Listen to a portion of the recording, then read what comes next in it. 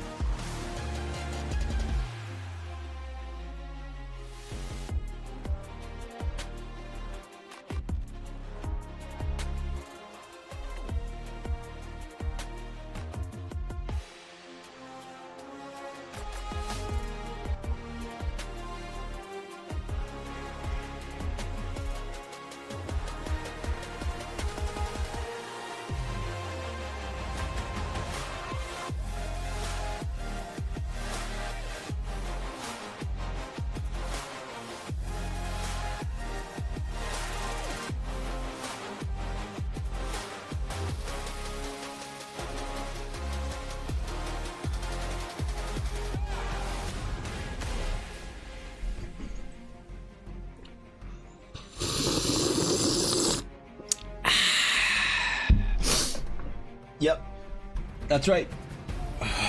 That's right. Pokemon Master EVA. Afternoon, you. Look at that. Look at that. Look at that Pommy. 387. God, I'm such a god in this game. Holy shit. It's good to be on top sometimes. It's good to be on top. Welcome back. Holy shit. My friends, today, a brand new week. A brand new project. One of dedication, passion, and love. One not seen for a while. Vintage EVA enjoyers. Wait, does anybody... Are they... What do I call old subs, man? Or old, like, long-term followers? Enjoyers? Is that too egotistical? It might be. It might be. Cinnamon! Well, dude, 2 years. Holy shit. Thank you for the 2 years, Cinnamon. How you doing, bro? Rasa, thank you for the 8 months. I appreciate that. Likewise, Sienna. I appreciate the 15 months, even though I was not at my computer to hear the pun. And I'm kind of glad for it. So, you know, what's going on, L2? Good to see you, bro. Dude, it is Ahsoka Day. Happy Ahsoka Day, L2. There's few people in my life that I think about on Ahsoka Day. L2, you are one of them. I'm like Dashto, Christian, and Gabe. That's who Dashto, Christian, and Gabe. That's who I'm like. I'm excited. I'm excited for the you three, because I'm excited for me. That is Ahsoka Day. Good to see you, Azura. What's going on? How's it going? Are you excited for Ahsoka Day as well? Old? Is that what I call him, Atari? What's going on, Atari? How you doing? What's up, Garthan? Good to see you. What is up, Bai Lung? Oh shit, what's going on, Six? Who am I missing? Who haven't I said hi to? Who's dodging me? What's up, Jacob? What's up, Blaze? Darken? What's going on, guys? Good to see you all. Welcome back to the stream. Welcome back to the VOD. Fantastic day, for it is indeed microtransaction day. Atari, please roll a D100 for your microtransaction. Please roll a D100 to see what you get in your loot box. All right, I shall now lurk while I finish my shift. Fair enough. Good luck, Sinner, and hopefully it isn't too long. Hopefully you get to go home and relax soon. A 60. I said roll a D100, not your age. Holy shit. No, a 60. Congratulations, Atari. You get in your loot box a skin for a champion that you actually already have, a prestige skin for a champion you don't have, but we know that you lose to this champion often based on your matchups, so we figure that you'll think that that champion's overpowered, and now that we've given you a skin for that champion, we're convinced here that you're going to probably likely buy that champion now, spending another $15, hopefully buying the battle pass, because we're going to include that champion's chroma into the next battle pass, thus turning your reward into more money spent here at the in-game shop. So thank you, Atari, for the 100,000 channel points, for the 100,000 gems. That is a big microtransaction, my friend. So thank you, dude. Thanks for being around long enough for 100,000 channel points. Holy fuck, bro. That is a long time. The microtransaction is just really a way to flex. That's all it is. That's all it is. And flexed you have done. So thank you. Cheers. Here lurking, watching, listening, waiting. Holy shit. I feel like Ajara when she's being accosted by N'Zoth. Would likely, if I was an elvish, a night elven princess or queen, sorry, of an ancient elven kingdom, what is the likelihood that I would get N'Zoth by Ali? It's not zero. It's not zero. If I was drowning, I could see her coming to me in the darkness, offering me an ancient gift. If you haven't seen that cinematic, Eiley, I highly recommend you watch it. This is for, hold on, this is N'Zoth and Ajara. This is the average Eiley and EBA interaction.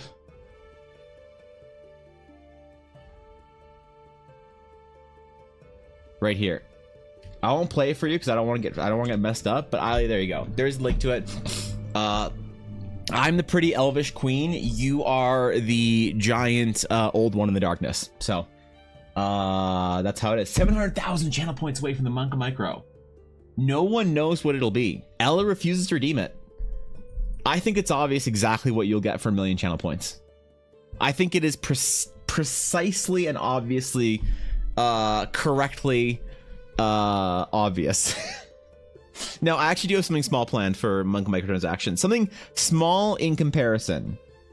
Large in comparison to maybe other streamers. But small in comparison to where people might think. Because, I don't know. I'm worried people think that it's going to be like a custom, like, 20-hour D&D campaign. Hold on, Houndour. I need to catch this. I'm leveling my Pancham right now. Or so I'm not leveling it. It's my buddy. I want to evolve it. And you need to catch 32 Dark-type Pokemon whilst it's your buddy. So I'm catching every Houndour I can find. And I'm going to check multiple times this stream. If there's a Houndour where I live right now. So excuse me while I catch this Houndour. You get him. Oh, God, I'm so fucking good at this game. I can spin the ball and throw it at the thing. God, I'm so good at games meant for 8-year-olds. Holy shit. All right. Speaking of games meant for 8-year-olds, it's time to discuss the newest entry of Dungeons and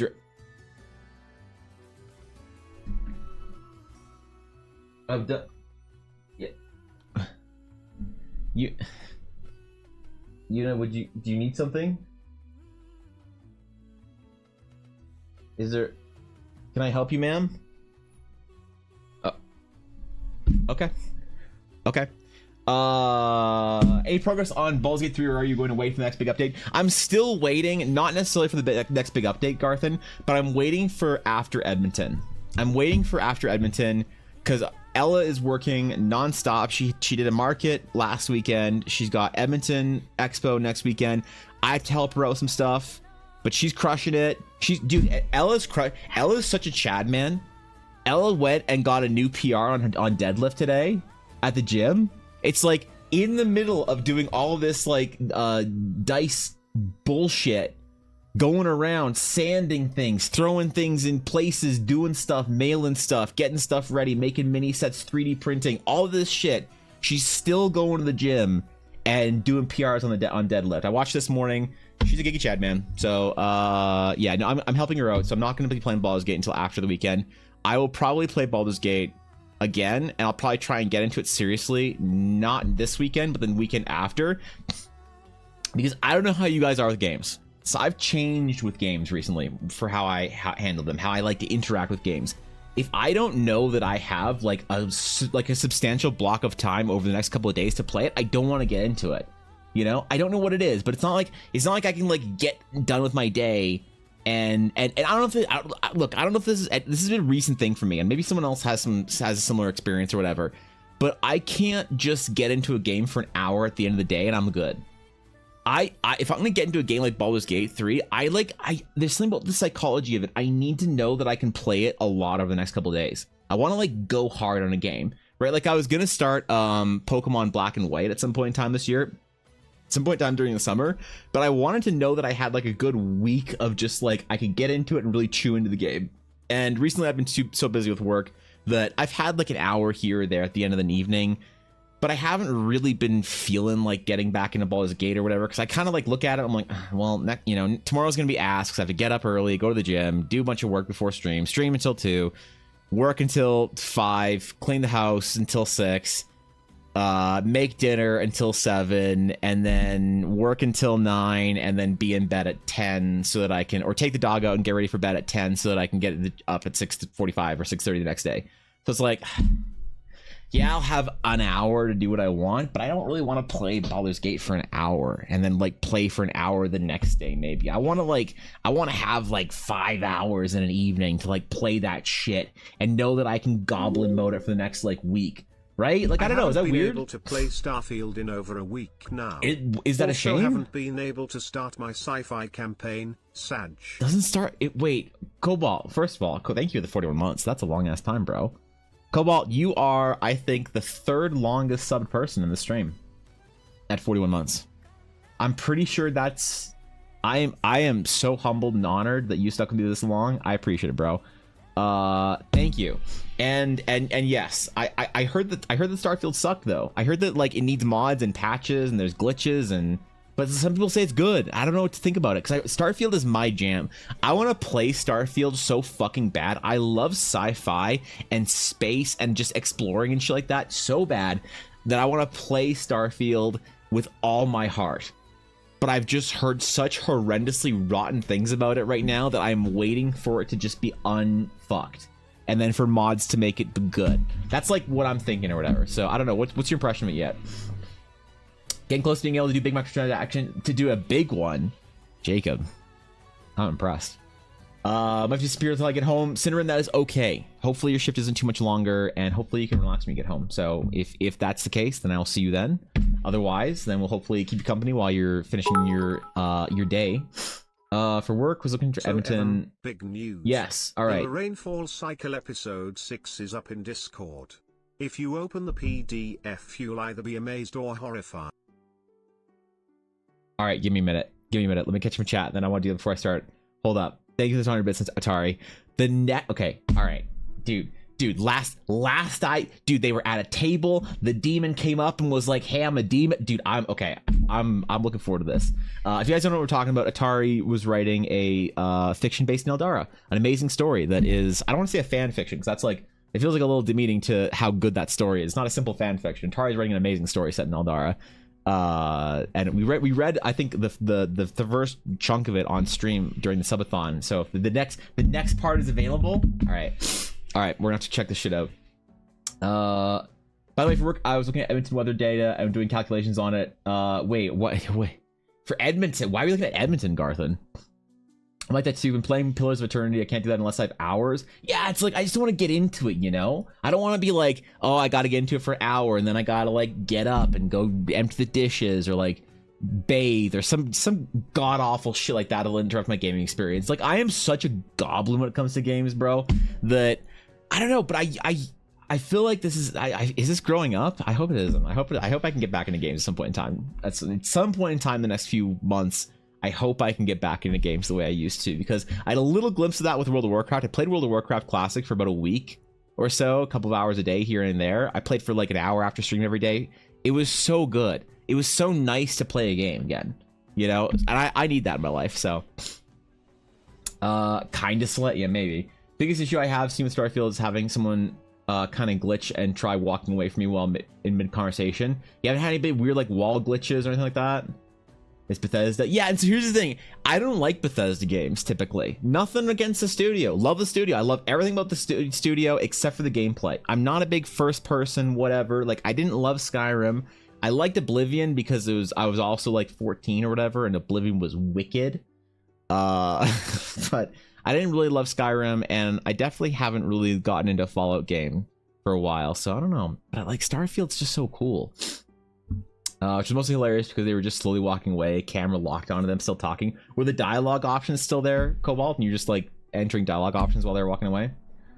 Did I hear my name? I was in the kitchen making dinner? Maybe.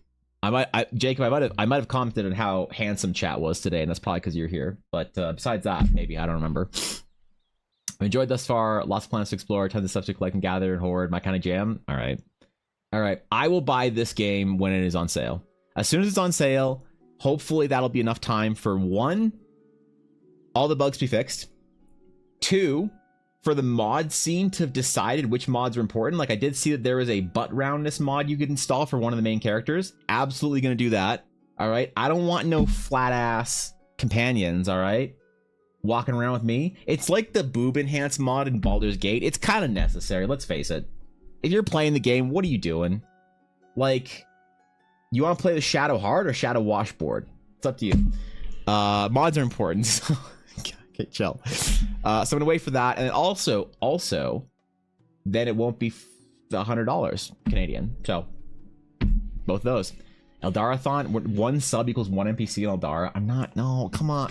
I'll do that, but it'll just be name only. Actually, name. What I'll do, maybe. I was thinking about this. Tell me if this is a dumb idea. Actually, for the month of Lorevember, I was gonna do every person that subbed got to have a character name. I was gonna do this last year, but I whatever.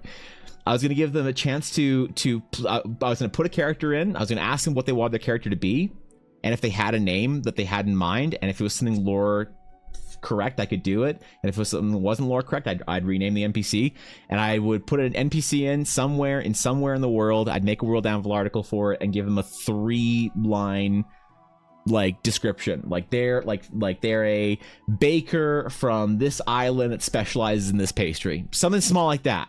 I was thinking about doing that one month. Maybe I'll do that for this November. Starfield just plays like a follow game with space. Ship is not as pretty as I'd like, but it's fun. And that's the thing, dude. I just like space. I fucking love space. That's the entire reason why I'm going more astronomical for Eldara than astrological or astral sea or anything like that. Fuck the astral sea, man. I want space. My new job is a global company. I'm part of the NA subsidiary. Are you a Corpa stooge now, Garthan? Making the big bucks? Get after it, bro. I'm proud of you. That's awesome. When did you start your new job? That was actually a badass cinematic. Also, the end is definitely turning you into Evangeline. Yep. I was wondering if you gathered that. N'Zoth turned her into a horrifying eldritch sea creature, and you turned me into an anime cat girl. So that's why I said that. Okay, I'm glad that was obvious. Why I play Bethesda game when D&D does endless open world better? Because there's no space. And you can't romance NPCs in an EBA game. Someone tried to romance an NPC in an EBA D&D game once, and I was like, and you guys have a great night. And they were like, fade to black. What the fuck? And I was like, yeah, man. They're like, are you really going to fade to black my romance scene? And I said, absolutely, I'm going to fade to black your romance scene. Absolutely. We are not going to sit here at the table describing in explicit detail literally anything. And they got mad about it. I don't know why. There's something about 4 dudes sitting around a table talking about a hot, steamy romance scene that just doesn't. The mood isn't there. We're already sitting on my bed all shirtless together. It's, you know. The project is for Edmonton. Oh, cool. That's unfortunate. Working for a Canadian project. I'm my condolences.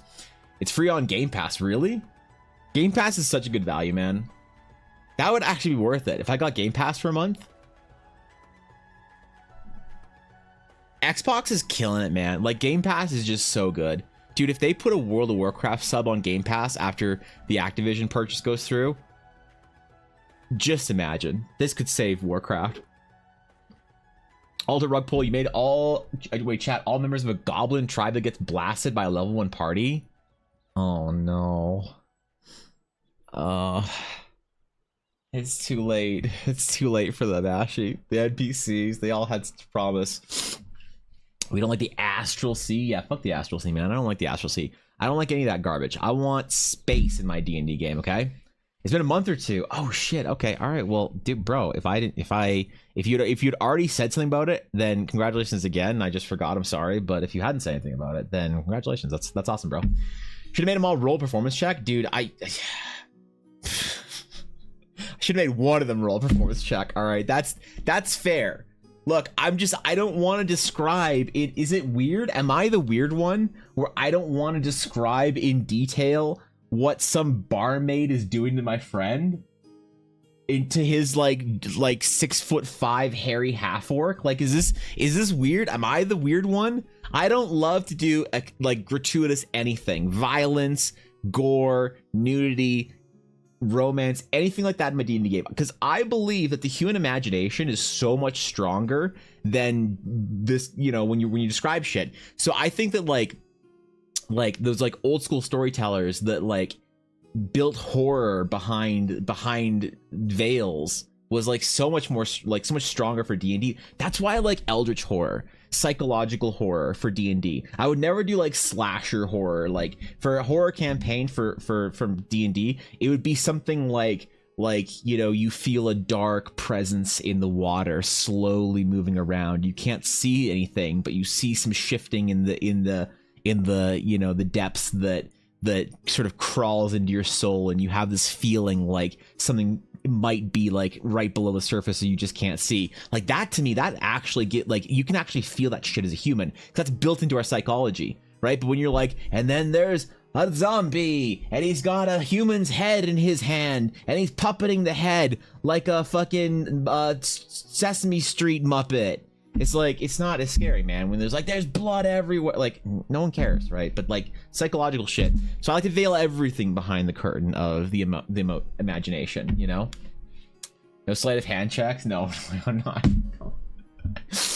Oh, come on. Never let your players sleight of hand each other for any reason. There is romance, just not the sexy part. True. Zoth turned into a sexy worm. Also, I'm tempted to draw Evan. Wait, that last shot of it with Ava? Please don't. Please don't. Ava doesn't need any more tentacles than she already has. Corpicana, we're allowed to do we need to so that we can be somewhat scrappy. That's cool. All right. Hadn't said anything. Thanks for asking. All right. Well, I was just worried that you said something like, yo, I got a new job. And I was like, PogChamp. And then forgot. Because it feels bad. There's a lot to remember, though, with like so many friends in TDC. But I do feel bad when somebody, you know, has news like, oh, I'm pregnant, or I got a new job, and I'm like, that's amazing. And they say something about it 2 months later. I'm like, that's amazing. They're like, I already told you, Evan. It's like, ah, shit. God damn it, I'm sorry. Sometimes I forget this shit. So fade to black is standard, right? When it comes to CB scenes, I don't know if it is standard anymore, Sienna. I feel like there's a lot of expectation now. There's tons of expectation among people, and I don't like it. I don't want it. I don't like it. Get it out of my Dean again. When players went there, I'd go so hard in the paint, they'd regret it, which I did once, and it was hilarious. I did once, and they never, like, challenged me again. Like, it was a whole thing. I always just roll D6 for brothel encounters. It was the number of hours they stayed in the room with their encounter. And, like, I would do something similar where I would make them roll chafing damage. I'd be like, all right, man, you take 1d4 chafing damage. Death by Snoosu. Go even harder. All right, welcome to tonight's session, everyone. You go on epic adventure with drama and suspense. Okay, a session. That's a session. See you guys next week. Fade to black the entire session. Holy shit, that's genius. I never thought about that. All right, hold on. I want to see what... One sec. I want to see what... I want to open this PDF from Atari. Copy link... Paste link. All right. Oh my god. Okay. Wait. Wait. This is. Wait. Check this out. Check this out. Check this out. Yo, look at this. Look at this. The Larenfell Cycle, Episode 6, The Bad King, Realms of Eldara. Story by Jeff Draper, art by Evan Blair. Damn, bro. Notes from the author. Evan Blair deserves all the credit for anything good here. I deserve all the criticism for anything bad. More text. More text, more text. Text goes here. Everyone likely giving me a scolding about boundaries or some shit's not nonsense. No, I like it. Notes from the legal team. Eldara, Loreholm, and Skynet Charity, Nastareth, and all other descriptions associated with the Realms of Eldara fantasy RPG system are copyright Evan Blair. This work includes materials taken from the system reference document 5.1 SRD by the Wizard Coast LLC. Resources that SRD with the license of the Creative Commons and the license of the Creative Commons and the license of the legal code. Got it. Formatting accomplished through the home brewery. That's nice, man. That's great. There's characters, stats. How do you pronounce this name? Because I was saying it Isaiah, but I probably got it wrong. Because I don't think you spell Isaiah like that, right? How do you pronounce his Isaiah? Isaiah, okay. Isaiah, not Isaiah. Isaiah and Mia. I really want to do art for them. And Casper. And Kay. And Winged Quas. It. Almost croissant. This is sick. I'm gonna read this. I'm gonna read through this. I'm gonna read this in the car on the way to Edmonton. Thank you, Atari. I am now excited for the 4-hour trip through the green hills and rolling golden canola fields of Alberta. I have a giant thing to read, so thank you. Actually, maybe I don't know. Should we save this for a stream read? Fuck, I don't know now, because it was really fun to read it on stream. But I do have a 4-hour trip to Edmonton. Okay, I don't know. I'll think about it. I'll try and restrain, but if I can't restrain and I'll read it on Edmonton, then I'll do it later as well. So, you gotta warm up. Power. It's a power move. It's not a power move. It just makes everyone uncomfortable. But okay, you're right. both of us can be right at the same time. It is a power move, but we're also worse off for it. So, if you want to read it in the car, what can I suggest you maybe look at the road to do the driving? Bro, I'm not driving. Come on, man. I ain't driving. Ella prefers to drive, because then she doesn't get car sick. So with Ella's migraines, she has had problems with car sickness. So Ella drives everywhere now, because if she's in the car with her migraines recently, because Ella's been dealing with like chain migraines horrifically for the last like 2 years or so now. You know, she's been doing better and it's been improving, but it's still bad enough that she needs to drive. I offer to drive all the time, but bro, dude, and I rarely go out unless Ella's going with me, right? Because like, what do I have to go do that Ella isn't coming with me for, right? What do I do in life that's important? Nothing. I sit at home, I draw, I make dragons and shit. So like, dude, I like forgot how to drive the other day. I went to the gym on my own because Ella wasn't feeling well in the morning, and I get behind the wheel of the car. I'm like, what the fuck is this shit? Where's my gear shit? Oh, that's right, I sold my car. This is Ella's car. Ah, shit. All right, I gotta lurch out. I'm like, oh god damn it, I haven't driven a car in like 3 months at all. It was awful. But you figure it out, I guess. I've noticed that I'm just not as comfortable. I was like more nervous or whatever for the first like couple minutes. So yeah, Ella drives everywhere now to avoid getting car sick. So for a 4-hour drive through the countryside, it's not like she'd be able to like look at her phone and like scroll TikToks and just like, you know, swipe left on, you know, Tinder, just hoping one day that's no, I'm kidding. Yeah, she'd be messed up. So awkward shuffle of the door. No, you're good. You're good. My setting has a brothel of progressive succubi. It's publicly known as the succubi. They're succubi. It's free to attend. The visitors pay in hit die or spell slots. It ruins the market, since how do you compete with free? Exactly. Keeping kidnappings and related crime rates down. I like it. I like it. All right. That's a great idea, honestly. I don't have any famous brothels in any of my cities yet, but I really should. Where's my concept book? I made the mistake of searching the word concept on my computer. That's never what I should be doing. All right. Last we were in the concept document, we drew the canonical crumb. I guarantee this is gonna be one of the cards. When the CCG comes out. It's not actually a card game. What do you call just a collectible card set? When the CCS comes out this later on this year, this is definitely going to be one of the cards, and I'm really excited for it because this is important for me. But not today. Today I wanted to actually draw something important. I wanted to draw a little bit of an ancient sage temple. We don't have a great reference here for what sages and sage temples look like. And I want to create sort of a standard document here of a couple of different sages, a couple of different like locations. So if somebody were to create sage temples, if somebody were to create an astral sage, they would kind of know what's up a little bit. They'd know what they can how they can make their characters look, what their area might look like, what their location, where they grew up, things like that, where they learn their craft. So I wanted to actually get a really great sketch of an ancient sage temple done. So today I wanted to make some quick little item cards. All right, we have our little item cards. Ooh, that doesn't work. What the fuck? That's not what, that's too small, bro. That's way too small. All right, I want to do a series of cards,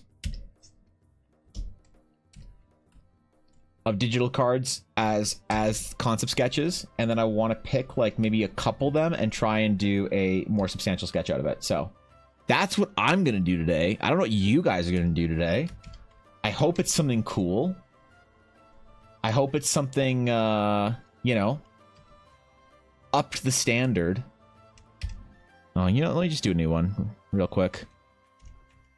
Let's keep this one and let's just make a new, because this is a little low res. That's a problem. And if we go ruler, this is it's both 4 inches large. All right, that's fine.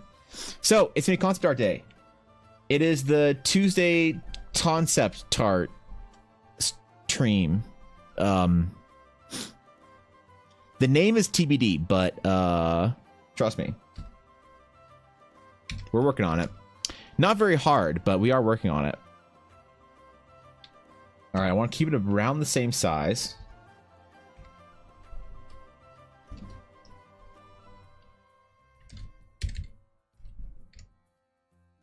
Our brush is so big. Hold on. Is that going to work? Yeah, why not? Why not? The card needs to be a little shitty. It can't be too perfect, right? If it's too perfect, the masses will never believe it, right? I got a weird comment from another world builder, another streamer a little while ago. They said, Evan, your work is great. And I said, thanks, man. It's like, I always like the honesty behind your work. And I was like, oh shit, what do you, that's a cool compliment. Thank you. He's like, yeah, it's like kind of shitty enough that you believe that somebody's doing it like for fun as a passion project, but it's like good enough to be maybe professional. I was like, wait, am I getting roasted? Like, nah, bro, I mean it. I was like, okay. So I don't know, maybe I was just getting roasted. Like, maybe I just didn't realize it, but I just got slammed. All right, so this is gonna be O2, and we'll put the name for what they are. So we'll do, say, ancient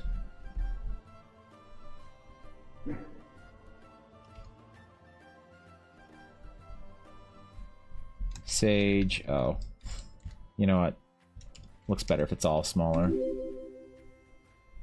Velp, I forgot to turn things off. Oh, but that's a great thing to forget about. Much love, my friend. You forgot to cancel your sub again? Alright, may the Alone Discord bless you. Crimson, holy fuck, bro. You don't just keep, like, what the fuck, dude? You don't have to keep your sub like that, man. I'm just happy when you can stop by. I appreciate it, though. How you doing, bro? Yeah, what's up, man? Good to see you. What's chilling? How you been? All right, so we're gonna do a couple of these item cards, and we're gonna see what we like. We're gonna see what we can do here. We're gonna try and get through a whole bunch of them today, and hopefully maybe make a little video of it or something. Because guess what I forgot to do this weekend? I forgot to talk to my dear friend and YouTube editor about starting to post stuff, and I was gonna do that this weekend. And then, instead, I helped Ella with her convention stuff and didn't do the thing that I was supposed to do. Isn't it funny when you're, like, gonna do a thing and then you don't do a thing and you're like, well, wait, hold on. I was supposed to do a thing. How did that happen? Conveniently, I don't know. So, yeah, that was my weekend. I don't know how your weekend went, but... trading cards, it's just a trading card. It's not, well, I feel like it's a collectible cards though. Is it still a trading? What's the difference between a trading and a collectible? That's a roast. I was getting roasted for that. Okay, that's fair. It did seem a little backhanded. I'm pumped with Lordvember the same way Christmas people put up decorations of September. That is a roast, dude. I'm looking forward to Lordvember this year. Lordvember this year is going to be a little more structured. And there's gonna be a cool thing, I guess. I don't want to spoil anything, but I'm looking forward to Lordvember this year. It's gonna be more of an event, hopefully. What's the reasonable encounter for a single level 1 character? Maybe a blue dragon instead of a red dragon, so it's more fair. Probably a brass dragon, because apparently people love chromatic dragons too much. Ashy. Yeah, if it's your average D&D nerd, they love chromatic dragons and the metallic dragons way too much. That if you give them like a brass dragon, they'll be like, oh, it's a friend, and then they won't try and kill it, and then they won't get smoked, murked, destroyed, roasted, slammed, slain, butchered, battered, fried, just overall ended. Unless you're trying to end your player, in which case, 1, of course you are, and that's why I love you, and 2, mean, they don't call it pay to win for a reason. TBD Tuesday world building design cards. That's a good name for it, actually. Dude, all right, I'm such a dumb card collector that I'm making my concept art based on cards. Like, dude, I'm such a loser, and I accept it. And I embrace it. I do need to find, though, for the collectible cards or the trading cards, I do need to find a different paper to print the generic commons and uncommons on, or the generic, I guess there's only like commons and rares. The series cards, whatever. I need to find a different paper to print them on, because I realized that if I print them all on my like fancy fucking like cotton fiber like archival paper, that I will have to, if I do sell any of these on my like print store, I would have to charge like $20 for a fucking pack, and that would be just unrealistic and unreasonable. So I got to find a new paper to use, and I got to figure that out soon, because I really want to get this project done before Christmas so that I can hand out, like, do like some December giveaways. I want to do a November giveaway, and this is not like a monetary project for me. This is like a passion project for me, and I want to figure out how to make it work this year, because I desperately want to do this, and I want to have like a cool card series that's like kind of a fun like thing every single year, that is sort of emblematic of where I am in my like artistic journey and where we're going sort of as a world. And if in 25 years Eldara is this cool thing that's this massive IP that people love and appreciate, then those cards will be worth a fucking fortune. You know? And like the only reason Cobalt Papega for an entire year was so that he could get a bunch of stuff that was limited edition, retire off of it when he's like 45. So I do have some like pressure on me to try and be massively successful in my endeavors so that Cobalt can sell his art and retire. So, you know. And exactly what you mean. That's why my kitchen looks like it does. Too many projects. Yeah, exactly. You're like, I'm gonna do this thing this weekend, and you make a plan, and then you don't. And Monday morning rolls around, you sit down your desk, guitar, and you're like, didn't I say I was gonna do these 3 things this weekend? That's weird. I wonder why they didn't get done. So, any Lorcana cards yet? No, I haven't, Crimson. I desperately want to buy a whole bunch of Lorcana cards. I want to buy decks and play with Ella. Ella is now a degenerate trading card nerd like me. I have ruined her. But also, Crimson, she is an emotionally damaged Disney 30-year-old.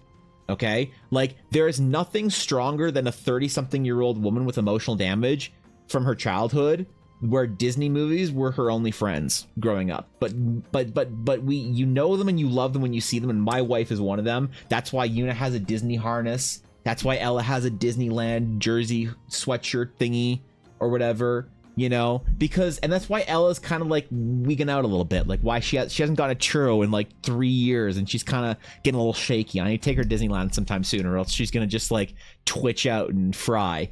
So Ella and Lorcana looks great, so I want to help Ella like collect it, build sets for it, maybe buy some cool cards, some graded stuff for it. I want Ella to really enjoy this, but I haven't been able to find any. The only place I could find had pre-orders for it, and it was really expensive. Let me see if the pre-orders are now. That's not a. Oh, okay. Other games. Let's see. Lorcana. Wait, where's One Piece? No, I want all games. I want Lorcana. Bring me Lorcana, not Digimon, not One Piece. What? Lorcana? What the fuck? There it is. All right. Out of stock. Fuck off. Out of stock. Out of stock. Out of stock. Out of stock. Out of stock. Out of stock. Out of stock. Fuck. Where am I supposed to buy these cards? All I want is for Ella to enjoy opening and collecting Lorcana while I'm doing the same thing with other dumb card games. Oh, there it is. Why? Ah, man. Are they really just gone?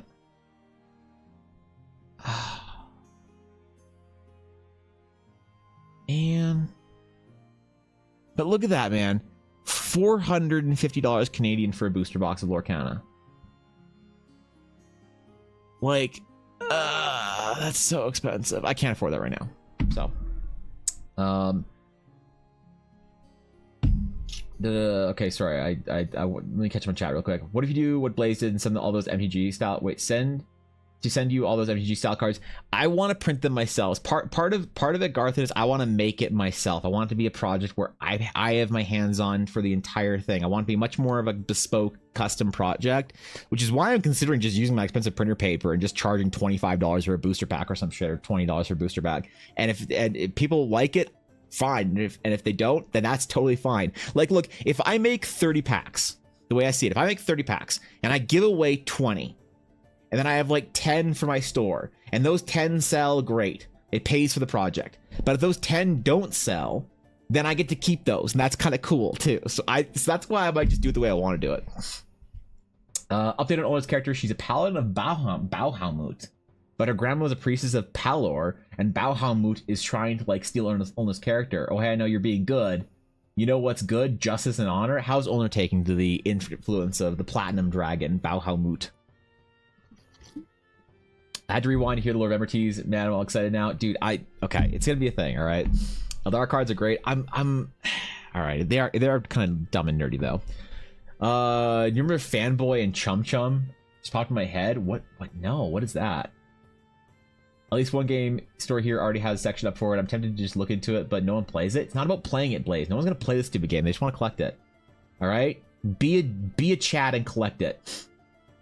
Right to Disney. Wait, you actually got Lorcana cards in Disney? That's fucking sick. God damn. I'll pay double? No, stop. Just learned about Rizzo printing. Have you looked into that? What is Rizzo printing? Rizzo printing. Let's see. Oh, Rizzograph. Those are expensive, aren't they? Like, really expensive. I believe. If I'm not mistaken. Isn't it like...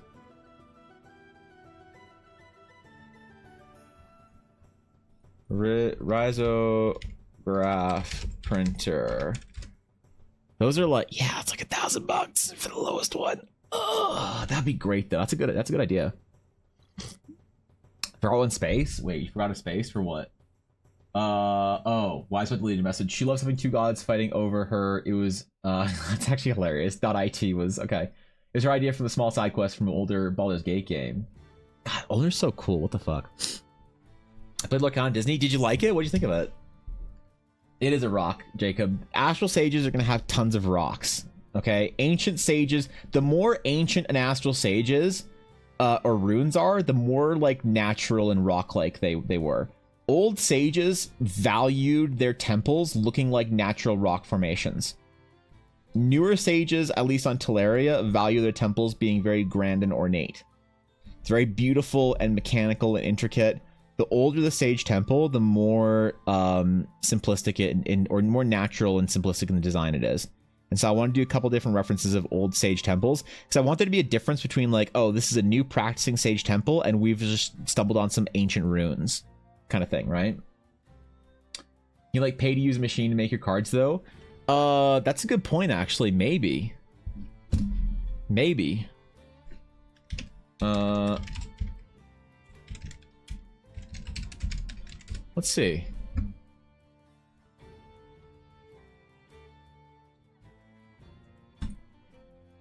There's one Google search company that comes up really quickly.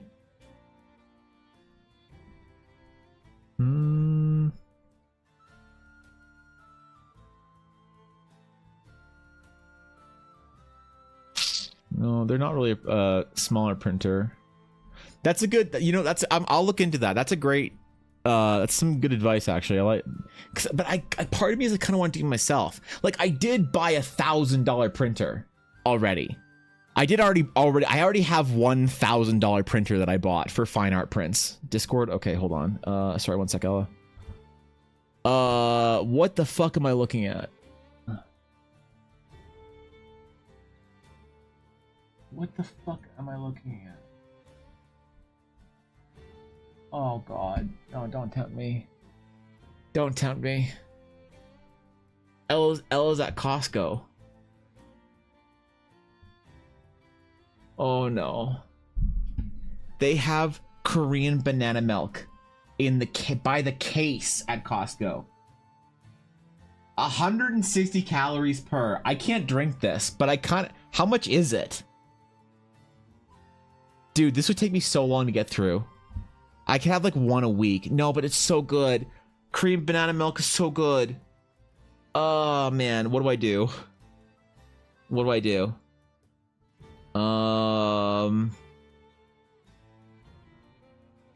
Fuck, that's too much banana milk. No, Ella, I'm good. I'm good. I'm okay. Fuck. Yeah, no. There's no shot I'm gonna drink that before it expires. I'm going super hard on my diet recently, on my food. Like I'm back in the gym and I'm trying to get my like diet macros and shit in line, and I've been starving myself recently and just eating like my body weight in fucking protein. I don't have room for 160 calories ever for that. So yeah, I'm good, Ella. I'm good. I have my banana protein powder, so it's kind of the same. Banana protein powder, cashew milk shake is like 170 calories, I think, and it's similar in taste, but also is like 30 grams of protein. So I'd rather do that than have just delicious Korean banana milk with BTS members on the front. So time to shave the beard for the spooky season. Are you working the haunted house again? Are you doing spooky shit, Crimson? All right, good luck, buddy. Thanks for chilling, man. Give in to the cream. Let the banana flow through you. I can't do a dogness. I'm trying to, dude. I'm actually back on the weight loss track. Like I was doing the gym and exclusively trying to strength train for a while, but now I'm trying to get back into like actually losing like substantial weight again. I didn't put a lot of pressure on myself through the summer. I wanted to just get strong this summer, and I really did. I got a whole bunch of PRs. I feel much stronger than I did at the beginning of summer, at the beginning of the fitness challenge. But I didn't lose any weight this summer. I lost a little bit, but not like any substantial amount of weight. And I really want to try and be under like sub 200 pounds by the end of the year, which isn't a unrealistic goal. I'm only 215 right now. I could probably do that by the end of October, but still, I'm trying to be really responsible about it. The weight loss journey I've been on for the last year and a half has been perilous but successful. I'm down 85 pounds and I have to focus on actual cutting now. So my calories are super low per day. I'm trying to be responsible about a lot of stuff. I can't fit 160 calories of delicious Korean banana milk into my diet right now. Certainly not a Costco case worth. Want to try it? Got to see if I can find it anywhere here. You should be able to if you have like a Korean or Japanese supermarket anywhere. Pain of resistance is less than the pain of regret. Exactly. Atari knows. Dude, I've been eating egg white omelets for breakfast every day and protein shakes. It's been fucking awful. I hate this shit, but we got to do it. I also know that I'm gonna eat like trash in Edmonton over this next weekend, so I gotta be prepared for that too. Oda, bro, holy shit! Thank you for the 35 months. How you doing, Oda? What's up, homie? What's good? How you been, bro? How's family? How's Pluto? How's little one? I always ask you that, but I'm just very invested in the happiness and health of your family right now. So I'm like emotionally invested in it. So I appreciate the sub, man. Thank you, dude. Seriously. You can do it. Thanks, man. 85 is a lot. 85 is a lot, but I was a fat fuck earlier on in my journey, and I still am, so I still have a long way to go. Second week of me getting to the gym at 6 a.m. every morning. 6 a.m. God, that's so early, man. I don't get there till 7, bro. I wonder what the gym's like at 6 a.m.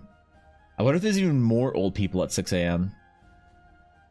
Even more hot gym moms. So right now there's like a lot of hot gym moms, I guess, but there's also a lot of young people, and I don't know, man. I prefer when the hot gym moms are there. So everyone's doing great. Thanks, dude. Hope your family's doing well. Also, we're chilling, bro. We're getting healthy. We're doing stuff. We're killing it. All right. old sage monument to start. We'll do a couple of sage temples. I want to try and be pretty like free and loose on these sketches and not overthink them. And if I turn them into like a larger one, then we can do that. But for now, I want them to be very loose and free and not very like, not overthought or anything like that. What's the word I'm looking for? I don't know.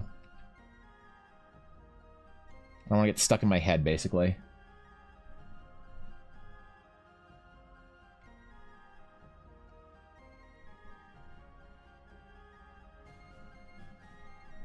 Lots of obelisks, monoliths, diamond shapes, things like that. You guys know MTG has Baldur's Gate 3 characters? It's from the Commander Legends Baldur's Gate set. Yeah, I saw that. Like, I know there's one with like something Thirst Rider with Asterion, but is there one with all the characters? Like, is there a Shadow Honey card? Does Shadow Honey have her own card and I don't know about it?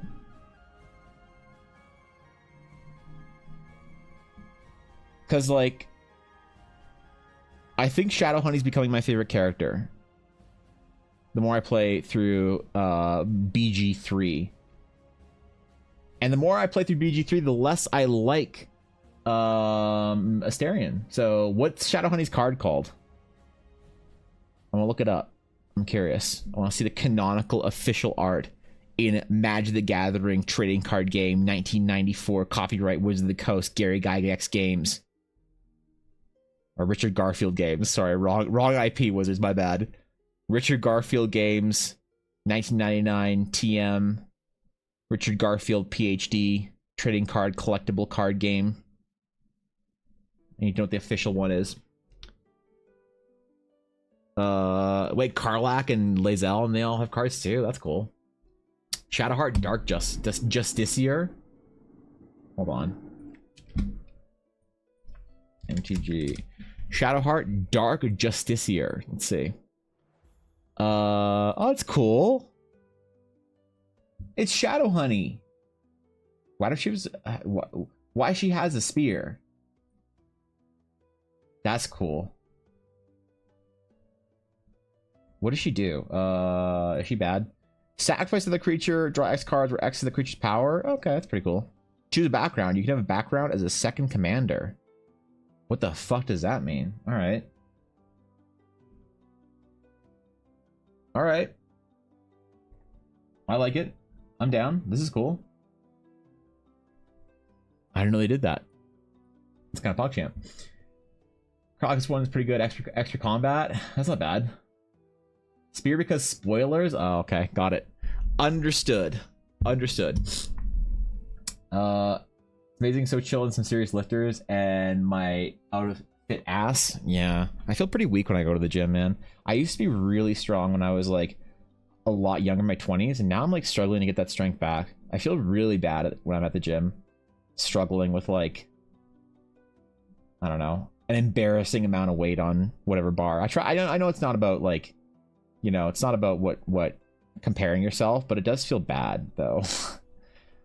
Like if I'm gonna be completely honest, it definitely does feel bad being so weak.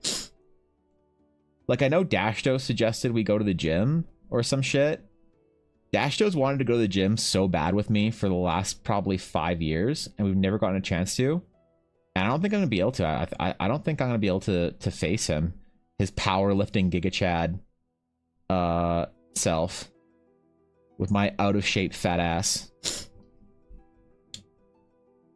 You draw a lot of ancient runes and ancient runes and ancient ruins. Did an Eldari runic portal look like in its prime? The Eldari runic portals, they always were made out of this black obsidian. So the thing is, a lot of Eldari portals, actually the floating ones, are as pristine as they were when the Eldari used them. So the floating portals, like crashed runes, are all broken up and shit, but the floating ones that you see in the sky or that are in like the upper atmosphere are all fairly pristine, which is like kind of the aesthetic I want to go with. Like they were about more or less about functional ruins than like beauty or anything like that. So they just made it out of their stone, which no one, the big mystery about the Eldari like obsidian is nobody knows how it was made or how it was formed. It doesn't form naturally.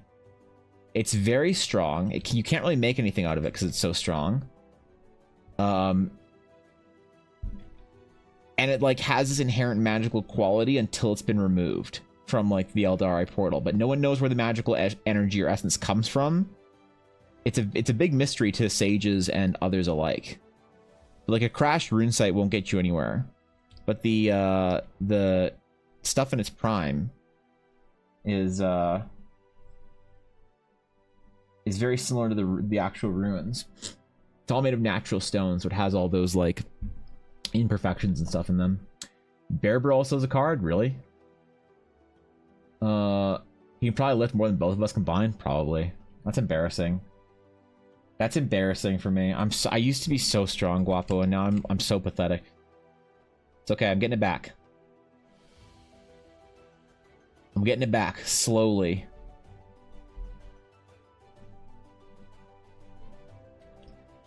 I just need to be able to deadlift as much as he can, and I won't feel so bad about myself.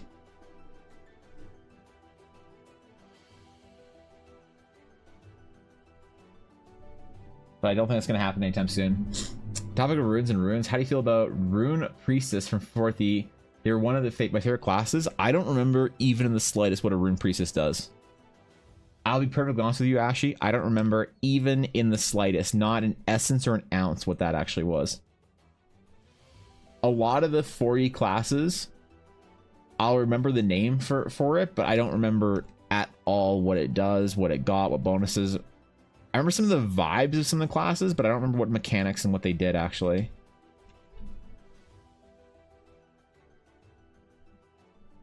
So truthfully, I don't fucking know, but it sounds sick. Fake 4E fan? I never claimed to be a 4E fan. Are you kidding? What's the worst thing about 4E? That's right, the fans. 4E is like D&D Naruto. It's not that bad, but the fans are the worst part. It's like D&D Rick and Morty. Alright? You want to try and enjoy it, but there's some idiot on a McDonald's counter screaming for Szechuan sauce. Like, let's be honest here. What are you really doing? 4E's great, but I don't ever want to be associated with the fandom. You kidding? I'm totally fine being a 4E poser. Whose Arthas but a healer. They etch runes onto their weapon, armor, and self to gain the powers of gods. That's pretty cool. I kind of remember that, actually. I thought it was all tattoos, though. I didn't think it was armor and weapons and shit. I thought it was on... They had to etch it onto their, like, skin. Or maybe that was just the player that I was playing with. It was all, like, dramatic and shit. And had ruins. Or runes, not ruins. Etched.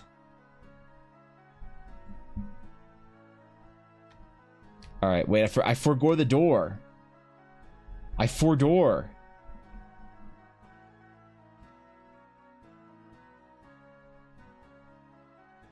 Okay, we're good. We're getting there.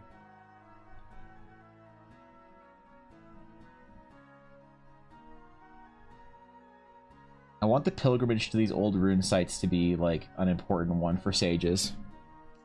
I want every sage to feel like they have to go to, you know, a certain amount of rune sites or whatever to learn the insights of the ancient sages.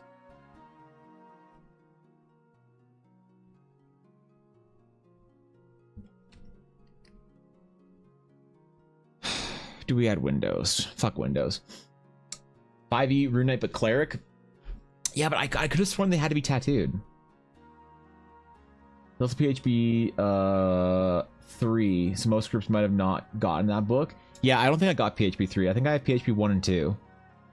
But not 3. Why is Ella sending me pictures of Christmas stuff at Costco? Why does Costco already have Christmas stuff? That's a really nice tree, though. It would be nice to have a new tree this year. Ella, we're not buying Christmas stuff at Costco in September, okay? Chill. We're not buying fucking Christmas stuff in Costco. I'm not buying a giant inflatable Santa for the front yard. Okay, there's not...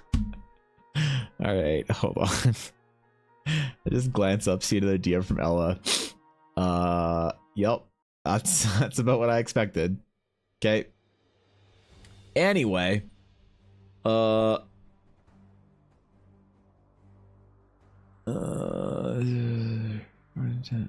okay, yeah, I'm good. I'm good.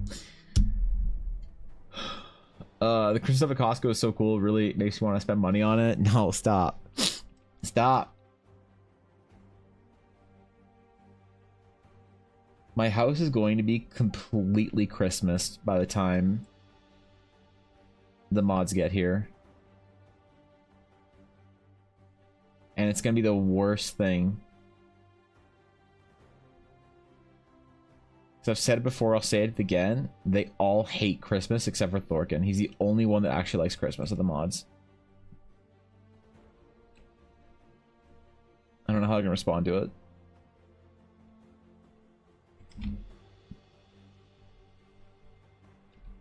I guess it's not my problem. I guess that's future Evan problem.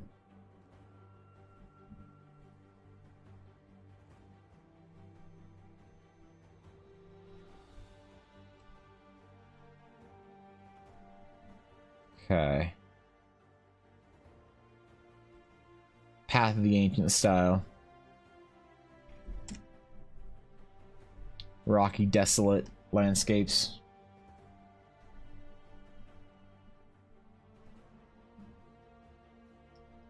Maybe some trees. Let's put some trees. Fuck it. Why not?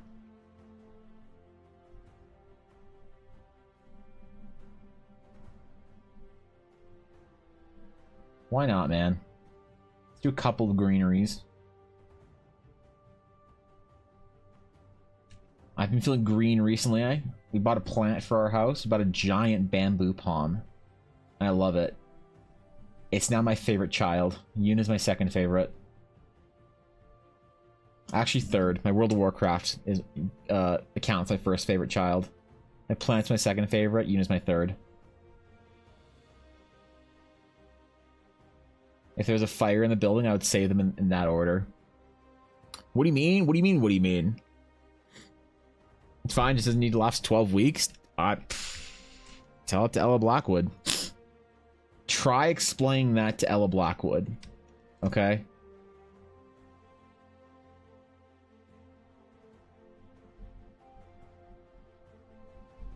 I ain't kidding, bro. Did I ever update you on the weird Christmas decorations of September neighbor? I thought they moved, didn't they? Or was that a different one? Is that Christmas decoration all year round neighbor? Is it the same neighbor or is it a different one? You might have. He told you about them suddenly packing up unless... Oh, yeah. Any updates on that? These last 13 weeks? True. I heard this one Blaze also hated Christmas for some reason. I may have made that up to make the rest of the mods not seem so villainous.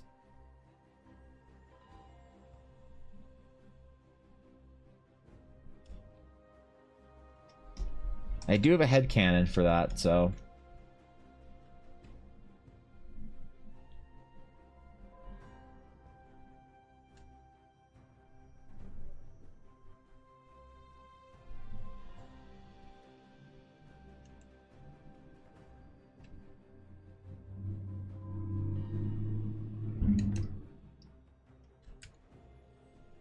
I feel like I need to design some new trees for this. Look at some trees, some foliage concept art. Foliage concept art. Let me get some ideas here.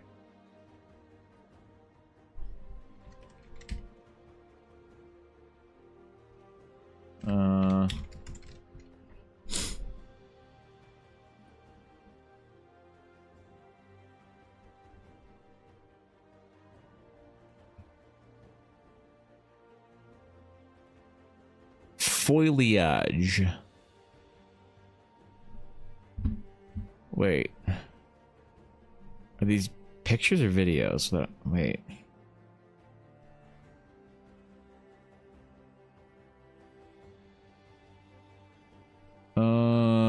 Okay.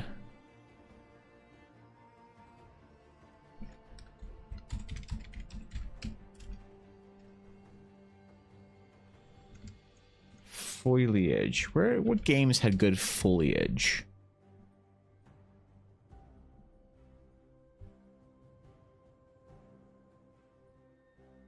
Hmm.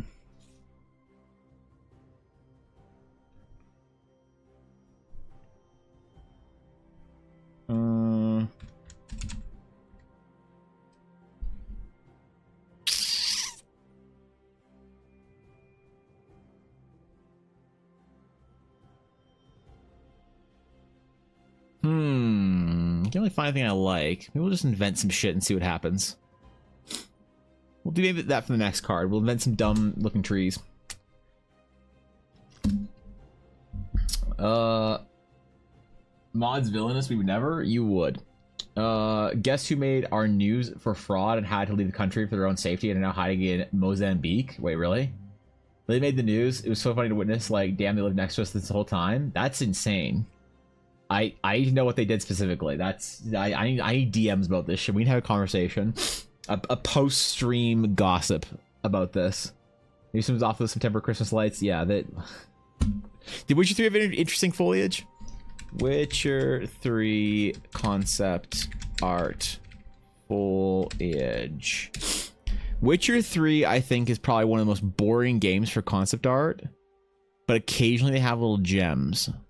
So maybe there's something here that I'm missing in my brain, but I don't really see anything. Man, I wish I had a Witcher 3 concept art book. No. I see lots of hags. Witcher's got a lot of hag concept art there. No.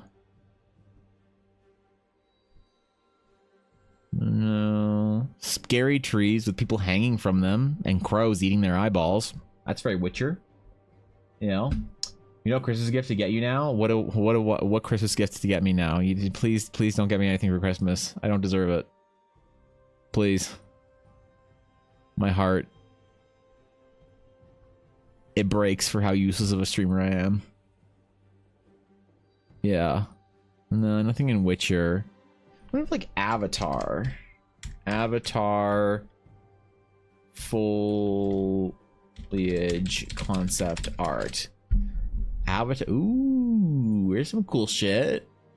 Like that's neat. That was a good search. Look at that, man. You can have a giant. Yo, these are Digimons. Look at them.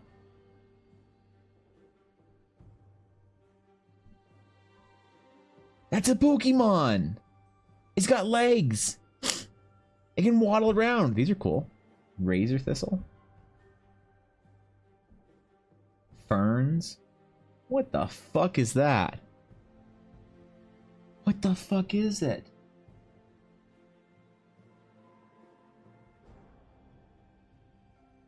All right. Okay. Okay. That's cool. I need some interesting shit here. We'll do that for the next one, alright? Alta or Blue Cats? The good Avatar. Yeah. The James Cameron one. The one that actually matters for media and storytelling and will be historically remembered as such as opposed to the children's show. So that's what I'm talking about. Somewhere Mendari just twitched and she doesn't know why.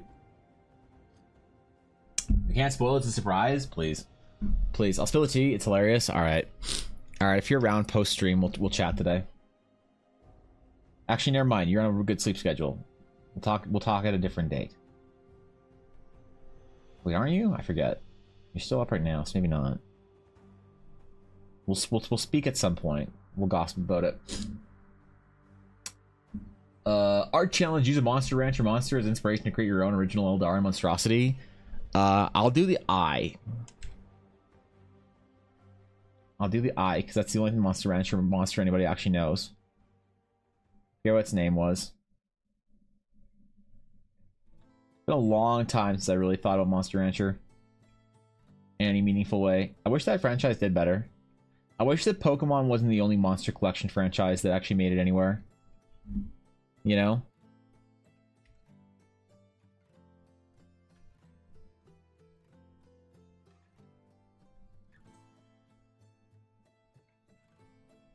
Not to say there's anything wrong with Pokemon.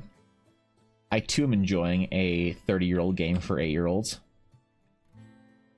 As one does when you're 30. 3. I had to think about that for a second. Oh, Hound Hours. I forgot to check for Hound Hour. Hold on, Hound Hour check. There's a Sausalito, a Dedenne, a Palmot or Palmy. No, there's no Hound Hours, but I will catch this 500 CP Palmy for Ella. Because we're getting lucky Palmies. Alright. Well. Alright. Good enough. Hold on. Let's see. Come on, Palmy. Fuck. Get in the ball, bitch. Thank you. Now stay in it. Alright. Good boy. Alright, 2-star. Garbage. Send it to Ella. Open trade. We'll check for Hound Hours later. I'd have a reminder every hour to do that on stream, I think, this week. Until I get my Pancham evolved. Until Pancham is evolved, Hound Hours will continue to be caught. The anti-beholder, it's just one eyeball. One eyeball and one tendril leg thing. Was that a leg?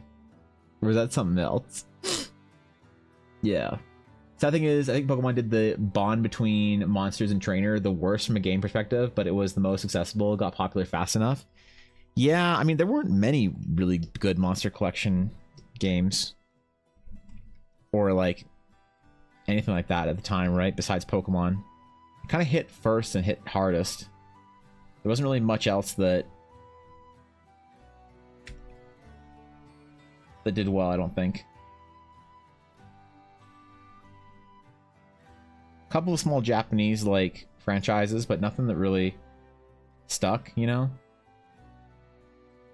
Fortunately or unfortunately for Monster Collection fans.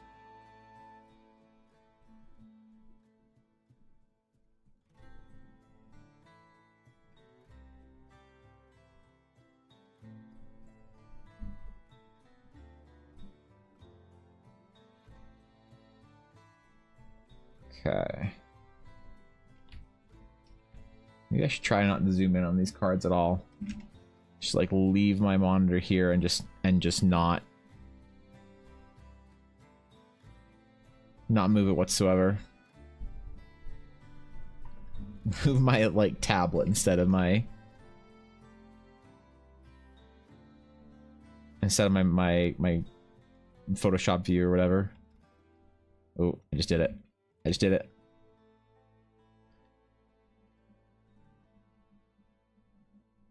I gotta get practice like this for recording sketches.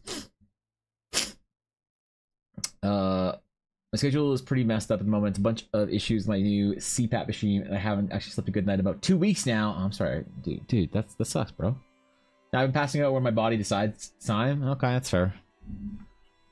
Living the college schedule. I like it.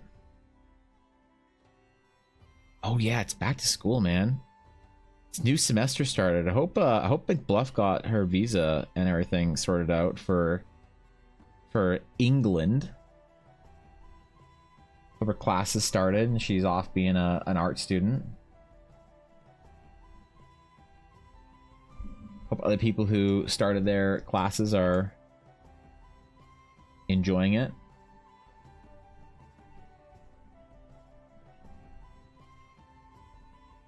I'm always like so...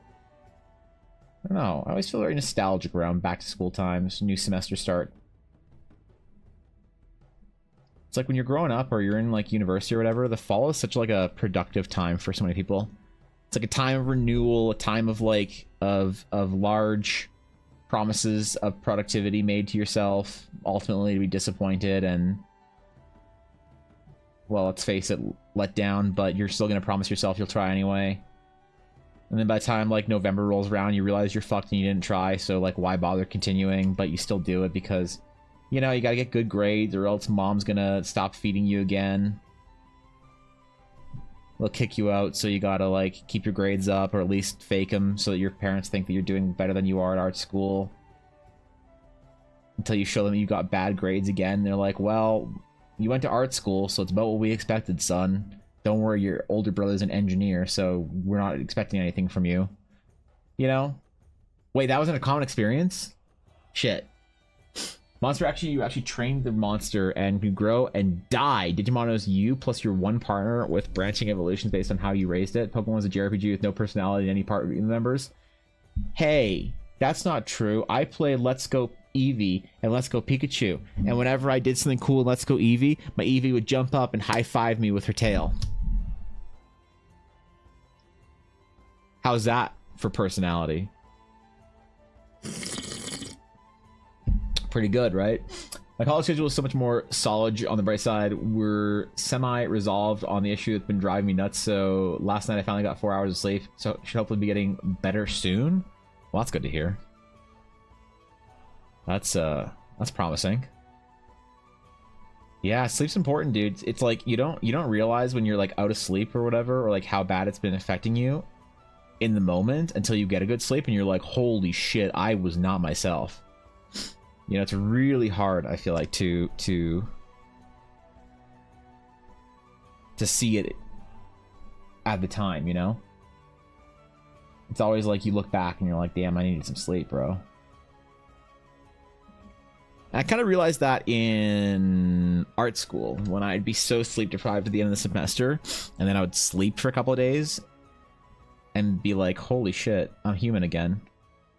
But I don't know if anyone else did this when they were in college, but I thrived off of no sleep, and then through the summer my body got used to it, and so I didn't sleep during the summer either.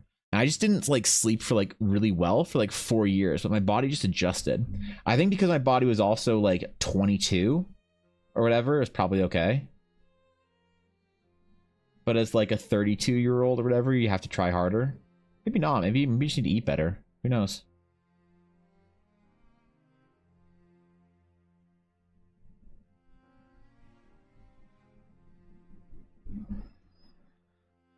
Okay. That's kind of nice. I like that. That's pretty good, dude. That's a nice little temple. Put some little clouds in there and do the next one. I took my metal Tyrannomon to the graveyard and had poop on the poop on graves, especially the superior game. Yeah, there you go. What else do you need in a monster collection RPG? I always wanted to actually do a monster collection D&D game. It's like it's so low on my priorities right now, but I always have this dream of doing a monster collection RPG, like TTRPG. And I know how to do it too. I have like a pretty solid idea of how, or a plan. So I don't know if how to do it, but I have a plan of how I would try, and I really want to at some point in time in my life, because I think monster collection games are awesome, and I love collecting monsters and befriending them and having my whole party, my whole team, and playing Smash or Pass with Fishy about Pokemon. And then you feel weird about it, and then you don't want to look at your Pokemon anymore. That whole thing, I like it. Being told half my issue in my daily life because of sleep issues was so annoying. Like, bro, I could been fixed years ago. Rude. Yeah, true, right?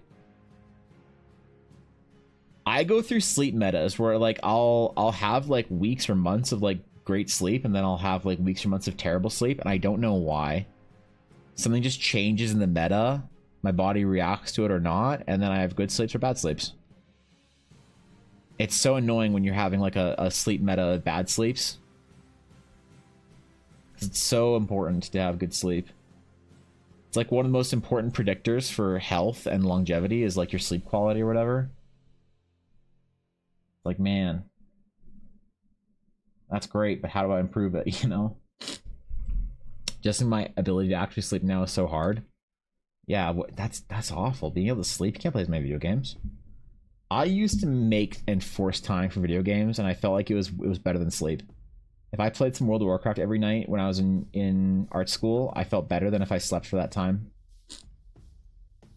Maybe it was like emotionally or psychologically refreshed or whatever, rejuvenated, as opposed to just sleeping and feeling like I wasted time. I always hated sleep growing up.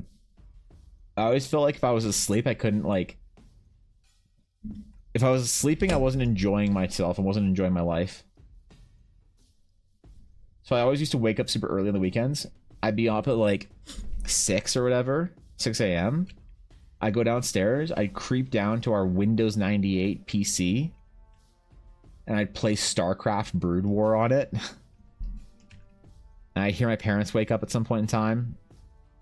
My mom would waddle down the stairs and be like, "What the fuck are you doing up, idiot?" I'm like, "Mom, I'm playing Brood War."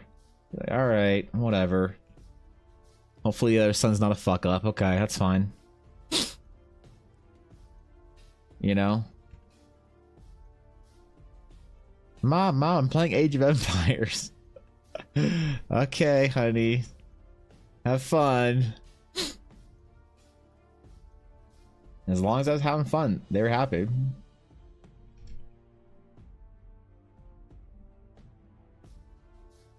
And look at where that got me in life. My college experience was me working to avoid homelessness. That's always inspiring. While studying and coming to realization that I was one of many just one of many given a shit hand in life. At least I ended up okay eventually. That's how that's look, acceptance of the way that life you know, treats you or whatever is the first step to improving. Many times in my life I've realized that the hard way. The more you resist and complain about it, the less likely you are to be happy. You can accept your shit, your dog shit hand in life that you were dealt. It's like, hey, great. Now we can move on, right?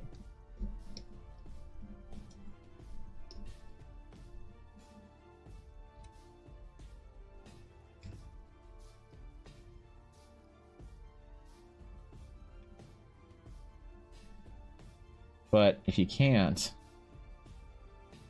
you want to do a ring in the sky? Let's do a ring. You can't accept your shit hand in life, then you stay in the Matrix, bruv.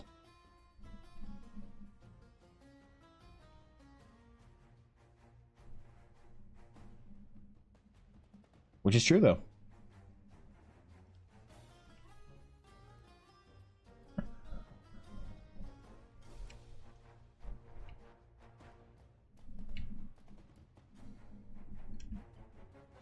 All right.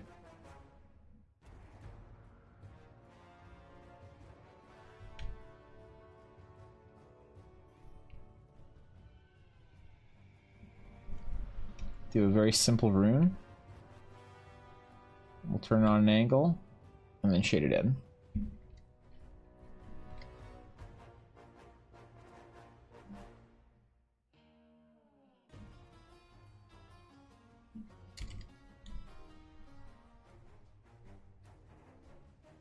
Put it behind our little astral flow here. There we go. What's up, Deadly? Good to see you. I do that too. AoE 2 and Ocarina of Time and GoldenEye. Yeah, man. I would wake up super early to play my brother's N64. I'd play Shadows of the Empire over and over and over again. I'd play the same fucking missions over and over and over again.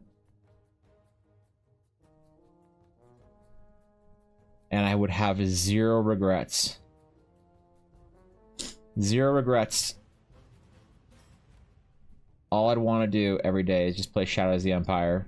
Back when I still had an attention span. I just wanted to play video games all day. Dude, how did I not, like, completely screw my life up? Like, I messed it up. No doubt. No doubt I messed my life up. But how did I not completely fall into the trap of being a video game goblin? Into, like, being, like, a top 500, like, World of Warcraft guild raider? Was it just because I, like, had a girlfriend early on?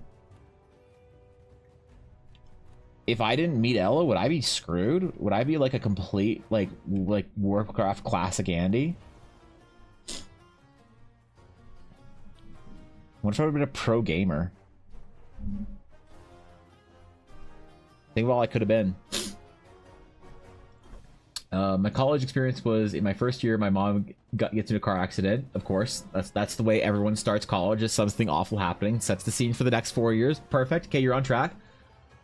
Breaks my arm naturally. Tried to drop my class to avoid failing them. My parents won't let me. I failed my class because I literally am down an arm. Parents get mad at me for failing. Yep, totally, exactly. Good to know you've had a the average North American college experience. All right, there you go. That fucking sucks, bro. I'm sorry to hear that. Yeah. Yeah, college is a, it's like, for some reason it's a time when it's like you're like bad things can start happening to you in life, and you like have to figure out how to like shake it while still, it's like for me it was like get into college, come down with terrible medical issue, have to have surgeries and maybe die, still graduate somehow, barely.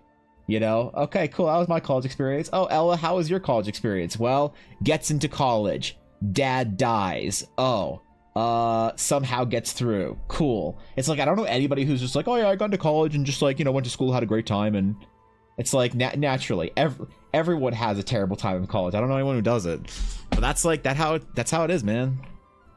Everyone just has to get by, I guess. It's why once people like get through college, they become more relatable as an adult. They just have this scowl to them that you're like, oh yeah, you've been through it, you've been through it, you graduated with a degree, I see it. Well, the Hoth one, dude, I'd play the Hoth mission all the time. I wouldn't even go into Echo Base. I would just fly around as a speeder and blow up ATSTs. That space station with all the storage boxes and the giant doors, dude, Shadows was so good. Shadows was, I think, maybe one of the best N64 games, and it's underrated. Not completely messed up. Sometimes we just get lucky. Yeah, there you go. Sometimes you get lucky. Sometimes you're just fucking good. Winners win. Like they say, winners win. It's like, of course, college is a tragic and awful time. What else would it be?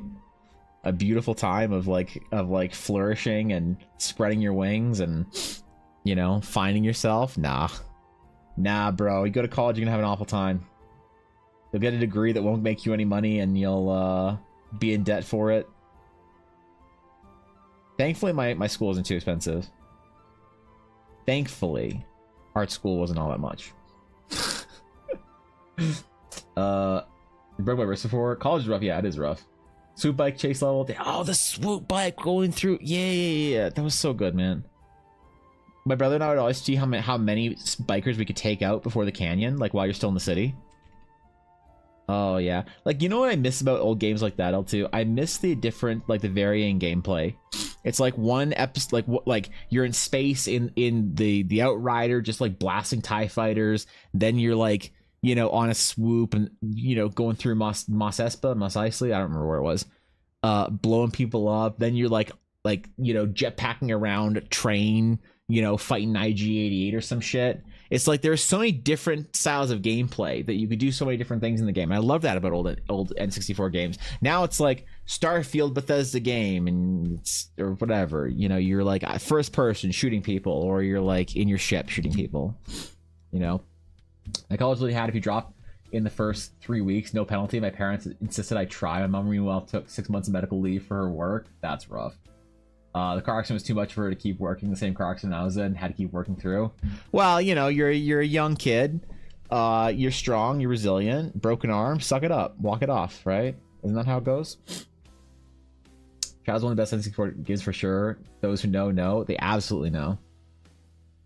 First year of uni, my aunt died suddenly. Second year, my sister nearly died. Then my grandmother did die. Third and fourth year with COVID. Oh yeah, dude. That's the way it is, man. Everyone had a shit time in college. I don't know anyone who had a great time. And if they did, fuck them. No, I'm happy for anyone who had like a good time legitimately in college, but it seems like everyone somehow like got through college as opposed to thrived in it. And if you did thrive and you or whatever, hey, no hate, man.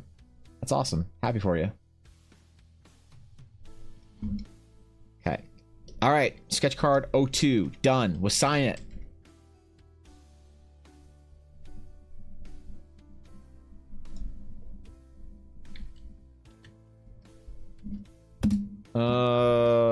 Fuck it. Did we post these? Do we post these? I think we might post these. I think maybe we post these. I like them. I don't know if you guys like them, but I like them. I'll post them in the sketchbook in Discord. Rather.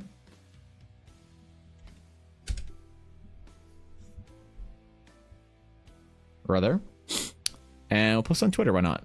Twitter deserves a little bit of love now and then. We're going to tweet it. Or we're going to X it. Time to X. Wait, are there new league skins? Wait, who are these? Where's Thorkin? Who's that? Is that Zyra? Who's that? Is that Aurelia? Who's that? Nidalee? Who's... Oh, that's Oriana. That's cool. These are pretty, man. All right.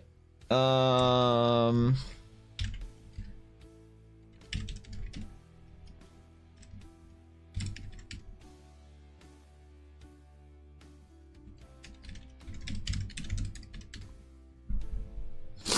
just gonna post O2.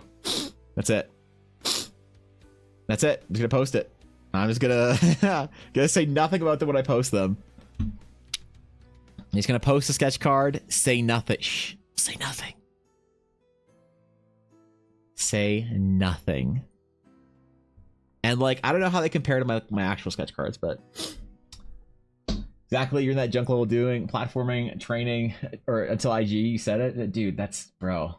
Remember the dialogue boss fight? So I'm hard underwater with the Dianaga dialogue. Dianaga underwater with the jetpack. We're fighting Fet. Dude, that game was so good. Oh, Shadows was so great, man. Did we fight a Rancor in Shadows? I forget. For some reason, I recall a Rancor, but I don't actually remember where or why you would have fought a Rancor in Shadows. I might have made that up. I had no contact with anyone in COVID. Yeah, COVID was I can't imagine being in school during COVID. Like, I think the worst is what if you were in high school during COVID? You got messed up, man. I feel bad for them. Who's Oriana? That wasn't Oriana, was it? Oriana. League of Legends Oriana. Oh, no, that was not Oriana. Oriana has the ball, not the fucking ring, right? You okay? Yeah, what why? Do I not seem okay? Right, who's the fucking chick with the ring? I forgot Oriana's the one with the fucking ball or whatever. Who's the idiot with the ring? I don't know. I don't play a lot of League. I don't play a lot of League because I want to be happy in life, so I don't remember all the champion names. Don't think so. You fight one in Jedi Apprentice games of the 90s or Jedi Knight games. Yeah, okay, why do I remember a Rancor? For some reason. Because I don't think so either. Got a lot of classes out of the way during COVID. Oh, did you just do shit from home and just crush it? Did you just slam classes from home and just own them? That kind of sounds like the play, to be honest. Maybe it would have been better for... Actually, I don't know how art school would have been, because you need to kind of be in class for art school. You can't really be at home.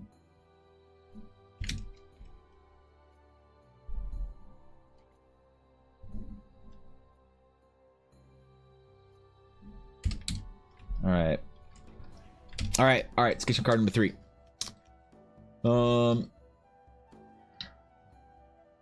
Kiana, right? That's Kiana. I forgot the one that got the skin for the what was the band that wasn't KDA? That was still cool. Never good enough computer run those early games. Only played at a friend's house, the Jedi PC games. I just wasn't interested in a lot of those games when they came out, so I didn't play them until like years later, until I was a teenager. Which I don't know. I still appreciated them. I was a teacher's assistant for grad school in the years when the university resumed in-person classes, and the first students who had grade 11 and 12 online struggled. Yeah, like, because like, what do you do, man? You clearly are missing out on part of your education, and then once you get to university, I feel like you're kind of hamstrung a little bit, right? Oriana and Kiana are pretty similar to BH. Well, they're both champions that I don't know or care what they do. I just stay away from them, and they both have a dumb thing, a dumb object they're holding. So that's. Listen, that's why I got it mixed up. I still even remember Kiana's name. Felt bad because they had to relearn in-person studying plus adapt to university course load, dude. And that's hard because, like, you know, I think that people underestimate how hard it is, and like Rasa, that's a good insight. It's hard to remember for some people how difficult the transition is from high school to college, You go from having like fairly low pressure environment high school where like your well-being is like important to the faculty. You're done classes at 3. You typically don't have to travel that far because your high school is typically closer to home because it's like, you know, zoned or whatever. You go from that to going to university or college or whatever, where you're driving a lot farther away. You're getting up earlier. It's more strict if you're like, if you miss classes for something. I mean, my classes were if you had more than two absences or 2 lates or whatever, you failed the course. And then you had to like wait an entire year for the course because the course load was set basically going through first year, second year, third year, fourth year. And then you're done at classes at 5 every day, and then you have to deal with rush hour. Like at 3 p.m. when classes were done, you were home by 3:20 maybe. If you take some time to say hi to your friends on the way out of school, you're home by 3:20. You're chilling. But in college, you get out of classes at like 5, and then you're not home until like 6 or 7. It's a huge adjustment for kids coming out of high school, and I always feel bad for them. But yeah, or post-COVID kids, that's gotta be even harder. Did a few semesters of 16 plus units to get my physics degree under wraps in like a semester after we went back in person. That's mad lad. Savannah theme, maybe more crystals. I think we're gonna do the next temple we want to do. I want to do some interesting foliage, so I want to do more of something like in a jungle. I want to show off different sage temples in different locations. So we're gonna do the next one in a bit more foliage, as we discussed previous. Unique foliage, unique trees, unique plants, and see if we can get some cool stuff growing around the temple and have it maybe look a little bit overgrown. College sounds rough. No, I don't want to go. College is fine, dude. I mean, it's rough. It is, but like, that's the way life is. It's about an adjustment of that's part of growing up is making the adjustment to not like suffer more, but to become stronger and better, so that you aren't overwhelmed by it. But it is a rough transition. The first couple of months are definitely pretty tough. They're definitely pretty brutal to try and get into the groove for it. Boss said, remember the ATST, IG, FET, Dynamic Space Station at the end, giant robot with claws, some gladiator droid, and there were challenge-style missions, and a big trench run for the space station. Yeah, dude, the ATST was so hard. There was like so my brother and I never figured out how to beat the ATST, L2. We never figured out how to beat the ATST. There was so you know, the room for the ATST had a little door in it, right?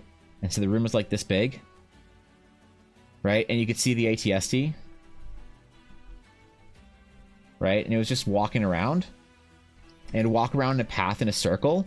But there was like a wall that was like right here that you had to like walk around the hallway and then go into the room to fight the ATST.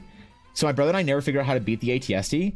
So what we would do is every time the ATST would patrol by, we'd get a little corner here, right here, where we could shoot it, standing like right at the wall with a little gun, and it would blast the share to the wall, but it would never hit us. And then it would walk around again, and we'd shoot it again, and it took like we would get it 1% down every single time, right? 1% down every single time, and it would take like a half hour or some shit. But that's how we beat it the first time, and we just didn't figure out how to do it, you know?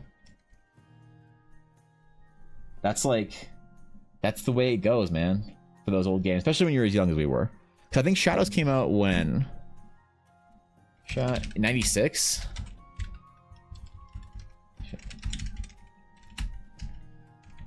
Shadows of the Empire in 64 was 96? No. 96, yeah, December 3rd, 96. So I would have been like 7 years old when we were playing it. So had to wake up at 4:30 to get to school by 6:45, or I'd be stuck in traffic. That's how it was for me actually too. Is to be there, I could either spend a half hour in traffic, or sorry, 20 minutes in traffic and be there 2 hours early, or if I left an hour later, it'd be an hour in traffic. So you always had to be up early. High schools used to be a lot closer to college. Parents put in their 2 cents. They're just kids. Don't be so strict. Yeah, I don't know. Cause like when you're 18, you're getting into college, you are still a child. Nobody looks at an 18-year-old and thinks like that's a functioning adult. You know?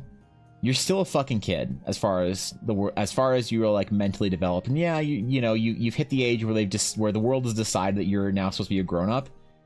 But like, dude, you haven't adjusted. Your high school never prepared you for any of that stuff. It's so hard. I feel like I have a lot of sympathy for kids when they first go to college. It's tough, man.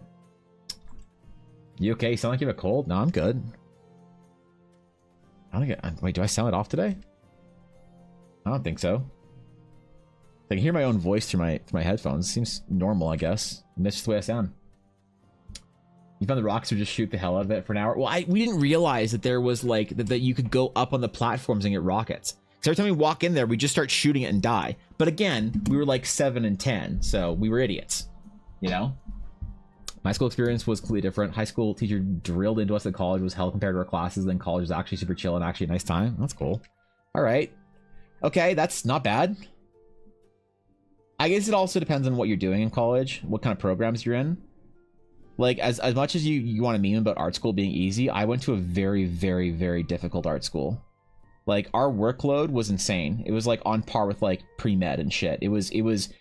Our dropout rate was, by the end of the program, 60%.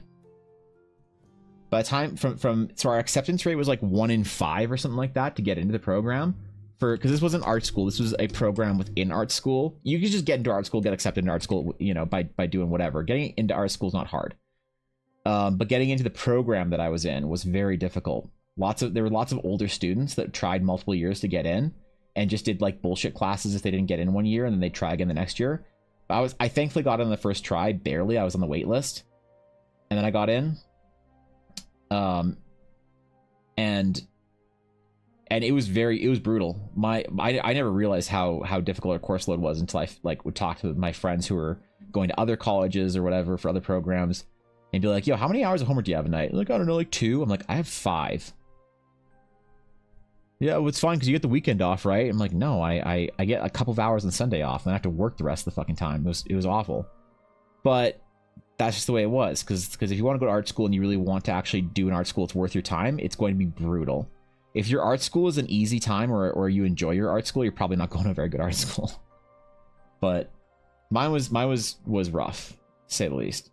So I didn't realize how bad or how brutal of a wake-up call it would be until I was like in it and just dying and suffering and watching kids drop out left and right. Our first year, like 8 people in my class of 20 dropped out in first year by like before Christmas. It was insane. Most of the dropping out was like front loaded to first year, but there were still some second and third year students that didn't make it. So I did the first time, but surrounded platform by rockets. Yeah, I didn't know, man. I didn't know.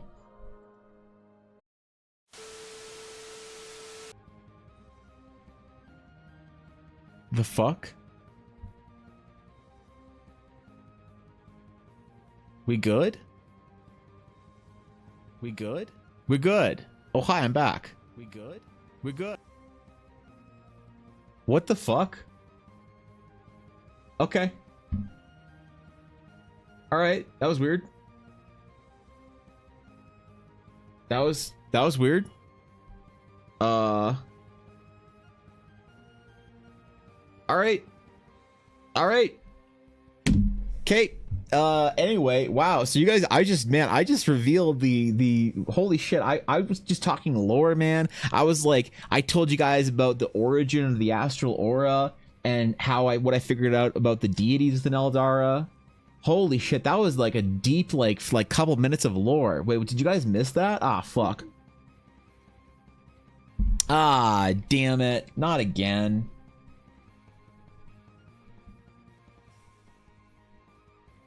Damn it. That was weird. That would have been very upsetting, my stream dodge. The Eldara doesn't reel? It's not in the VOD? Oh, it's too bad, bro. Oh, man.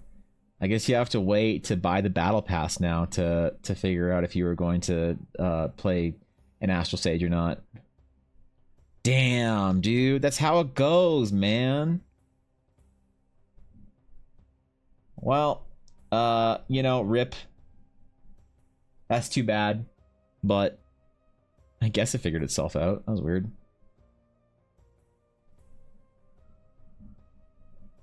I'm glad it eventually did anyway. So, Anyway, temples. I don't know what the fuck that was about. I swear my internet's been just like spotty, buggy, sketchy the entire week. And there's nothing I can do about it. I think I was probably just bitching about traffic to and from school, nothing important. Nothing that actually matters, so don't worry about it. Twitch has been sus the last few days. Well, it definitely wasn't Twitch, it was definitely my internet. Because I noticed, the reason I noticed something went wrong is that my Discord went blank.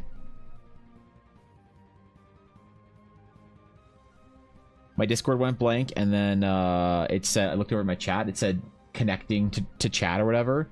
So it definitely wasn't a Twitch issue. That was definitely a stream issue. Definitely a my problem thing.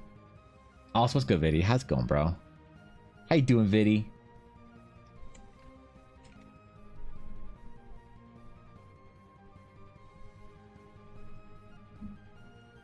All right.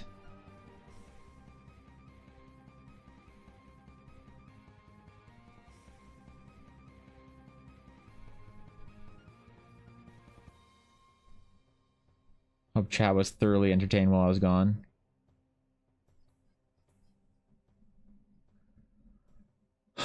Had the issue before was issue where my internet was glitching, but Twitch and I had to reset my router to fix it. Oh, fuck. So on Friday, at some point in time, my bitrate just plummeted into the rocks, straight down, nosedive. And I thought my stream had, like, crashed. And apparently it didn't, which is good. That's great. But I was convinced that something catastrophic had happened. Kind of consider that happening today, I guess. I was going to stream on the weekend on TDC and see if I had any problems, but I forgot. I was going to, but instead of doing it, then it was Monday. So, you know how that works, bro. You're going to do something, and then you forgot, and then it's Monday, and then you're like, wait, where did the weekend go? Wait, hold on. Helping Ella for her convention has been a lot. But Ella also, like a mad lad, agreed to do a market, like a local market last weekend. She did very well. People enjoyed it. She did very well at it, actually, which is exciting. But still. So I had to, like, take care of the house for her while she was gone. Take care of the Doge. Not throw Yuna off of a fucking cliff for barking at me. Which is still a possibility. I may still throw Yuna off a cliff. You know? Might happen. What's a weekend? Oh, I don't fucking know, bro. It's non-stream days that I still have to spend all my time working on. But I also did some fun work over the weekend, though. Like I did some fun stuff for my new D&D campaign that I'm gonna run soon for Ella and Dashto, like a little development thing.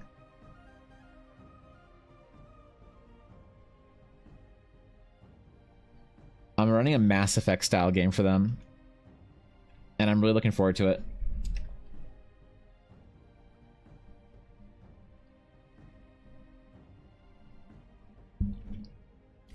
Because I've been having a problem in my games recently. I need to ask the collective DMs of our guild whether this is a known issue or a bug in my game. But basically, the problem is that I'm having a very difficult time with my players remembering large stories. Let me explain.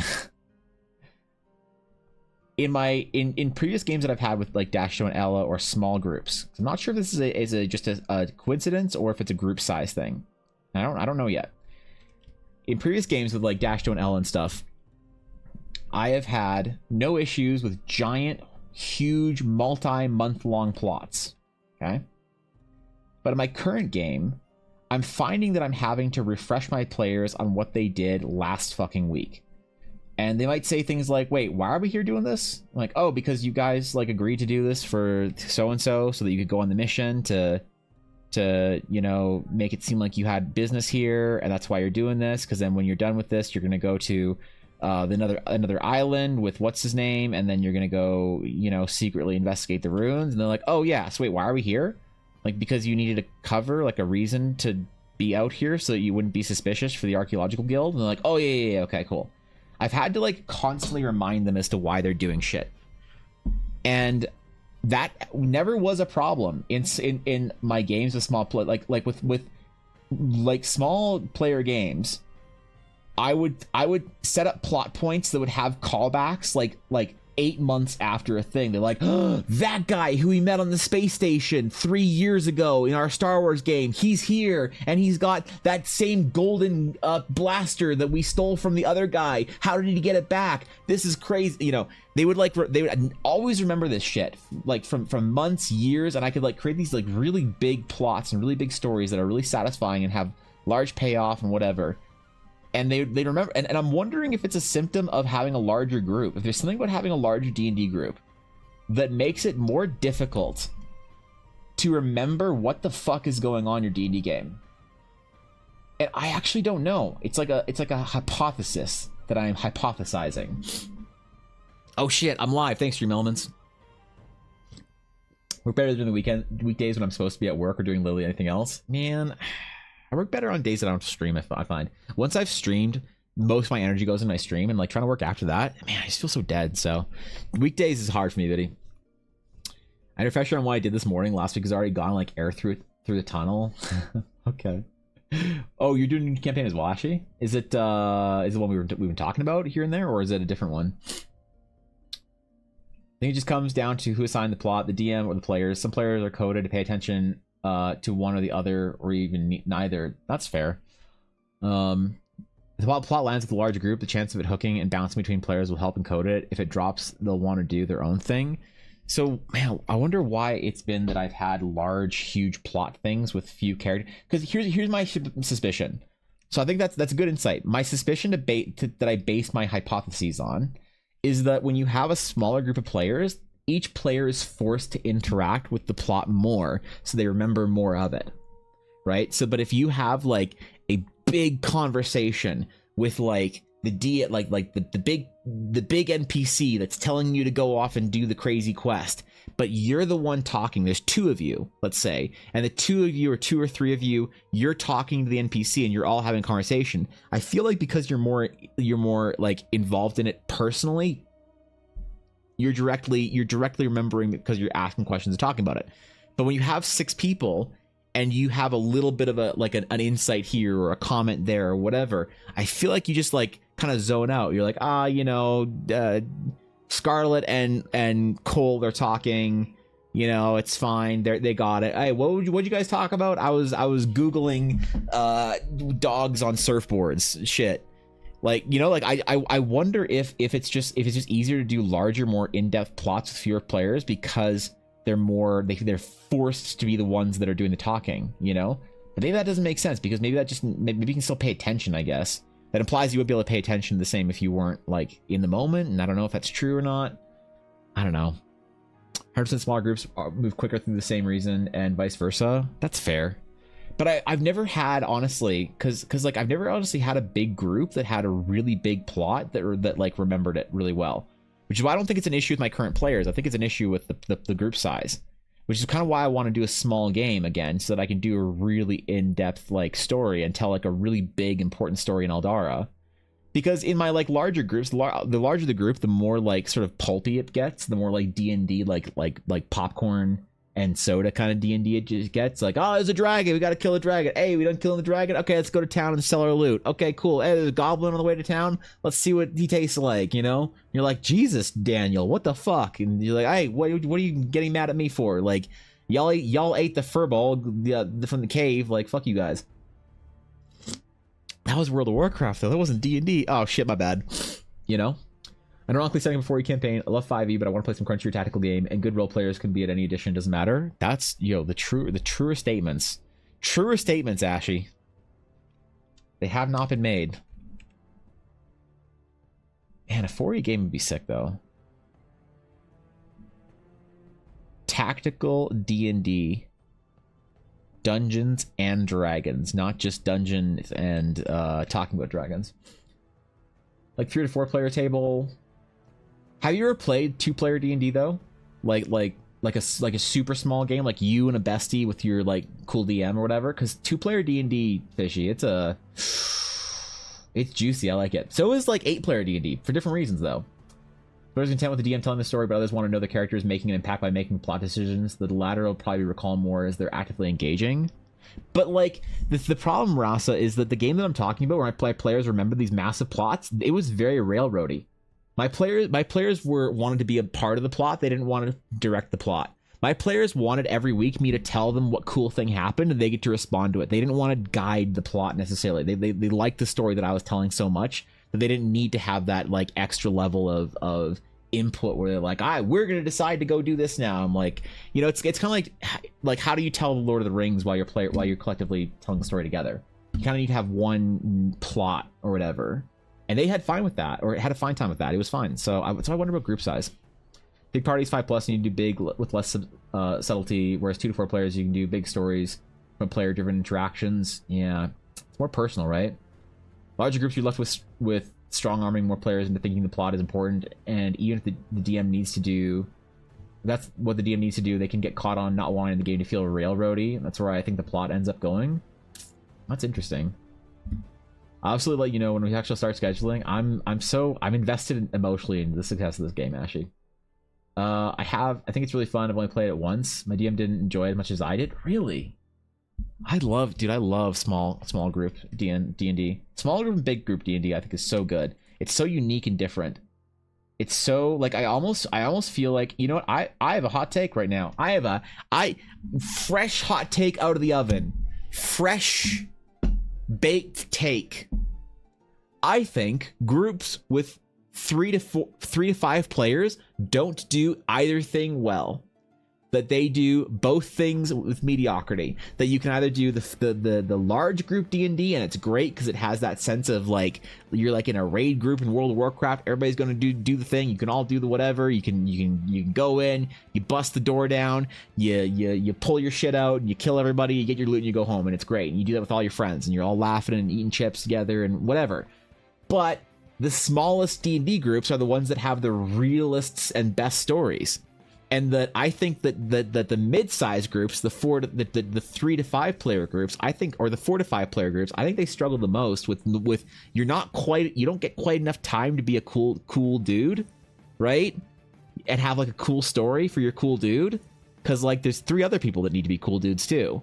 But you also don't have a big enough group to be like let's chop the dragon's dick off, you know, and just see what happens. You know, that's my hot take. I think the mid-sized groups actually miss out on both. They don't do either particularly well. They can do both well, but they don't do either really well, you know? We'll see how that hot take ages. I'll think about it for a little while longer. Take up to 4 active players and 3 passive players. Yeah, you need to have a balance or ratio for large groups. Small D&D is great storytelling with quicker, or with weight quicker than big group D&D. Yes, yeah, true. Maybe it's just having an understanding between what kind of game the players like. Your players enjoy the story and have made an effort to recall things, but a player who doesn't like the style wouldn't have made an effort to recall plot points as they feel like it doesn't matter. That's a really good point, actually.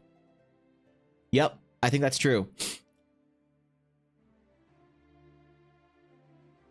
Because the players that I find over years who have had the most trouble recalling stories are players that are invested in their own story very heavily, right? One thing that I love about Dashto and Ella, for instance, is they love my stories and they want to just be a part of it, right? But other players want, they like my story, but they want their own story to be like, they want to tell me their character's story. Whereas for Dashto and Ella, I give them cool shit that happens to their character and they tell me the story of how their character deals with that, right? Which I think people like don't like for some reason. They like look down on. They call it railroady. You know, whenever I'm accused of being a railroady DM, I just tell people that it's not a bad rail. It's not bad to be railroaded if the ride's good, but if you've been railroaded before, maybe maybe the ride wasn't so good, and then it's not an issue of being railroaded. Maybe the story just wasn't all that great. If you don't like when I say that, they don't like when I say that, so I won't say that today. Depends on players. Lukewarm take: having a main character in a large group will help solidify a plot because it means something to another character slash player. That's interesting. I role play with everyone about all the things. I know, Fishy. That's why you're a great player. I don't want to be the cool dude. Someone else can have the spotlight. That's fair. You know? See? And that's the thing. There are players like that, like Blaze, and I've loved playing like that in recent years, where you watch your friends be the guy, and they do the cool things, and they're the badass. Right? And what can I do in my storytelling to make them even more badass? How do I be the supporting character for that? And I think it's really fun and rewarding to play like that. Like making my character when the DM or with the DMs, my character's story falls in the overarching story well. I mean, that happens with like my games as well, with like a Mass Effect style game with Dash and Ella. But they make their character, and then it's like playing through a really good plot of a video game, but you can like choose your dialogue and you can choose how you handle the problems and stuff. Like the problem I think with the idea of the accusation of railroading DMs is that it's DMs that give their players no agency, which is fine, or DMs that don't have a particularly interesting story, so no one wants to be part of their plot. But I think that the DMs that are more plot heavy and are more like, here's the story, you know, interact with it how you choose. I think that's like it gets accused as being bad or railroady all the time, and I don't think it is, to be honest. People also misunderstand. Wait, hold on. I missed something. I love my players because they're low to no note takers. They get amazed and surprised at the random NPC coming back for sessions or two, or go by big plot twists. I covered clues beforehand. It's kind of easier to be good when the previous knowledge meta isn't retained on paper. Yeah, true. Okay, that's fair. Yep. I think people also misunderstand railroading. Player decisions less agency matters, but if I say I'm running the module, if you want to play, you're welcome to, and they show up in 5 minutes and they try to go to another continent, that's not me railroading, that's me breaking social contract. True. That's how I always think about good DMing. The DM decides the plot. You can tell me the story of Aragorn, but I am telling you the story of Lord of the Rings. That's the way I always see D&D. Like good D&D, when the DM and the player are in sync, which I think a lot of people think when you describe it like that, it's like sounds railroady, but it isn't, you know? Because like you're never going to have this is a cold take that sounds hot. You're never going to have as important or substantial of a story in a completely open sandbox game. You'll never be able to have a substantial of a story. As the more open and free form your game is, the more player action you can take as a player to like completely change the story, the less important, impactful, and good your story, the overall plot's going to be. People don't like that because I think their player character is so interesting that the way the level of interesting their player character is can carry the story, but it's not going to carry the story for anyone more than yourself. So personal feeling might only be my group, but 2 people I felt like as a DM didn't have much downtime during the session. They're just always like active or whatever. I also think I don't like open world D&D games. There's too much to do and there's always moving, and you miss out on things you want because you also need to go with the party, etc. Yeah, I mean, like once you're like you're in an open world and you can do whatever you want, and you're in a tavern and you and your best friends are geared up. What do you guys want to do? Is never going to be as impactful or deep of a story as you guys are in your guild hall and a stranger knocks the door one night, and you're like, oh shit. And the stranger says that they're looking for a burglar to help their companions out to retake the dragon under the mountain, or take down the dragon under the mountain and steal the treasure. And you're like, oh shit, right? You could because unless you have an idea of where the story is going, you'll never actually tell a really impactful story. It's not like any author out there doesn't have any idea where their story is going to go in the end. They have zero. I mean, some of them might not know how the story ends, but at least they have some clue as to how the story is going to progress. When you have zero idea how your story is going to progress, it's never going to be as impactful. So players think they want more agency, they want more control, they want more like freedom, but realistically, you want to have as much freedom over your character and trust that your DM has a great fucking story that your character is going to be a hero in. You know? My players want to travel, it's never streamlined. They want as they want, or as they know it, so they want to go far. I know they need time to build that place in a way they enjoyed other places. Is the point? Yeah, right.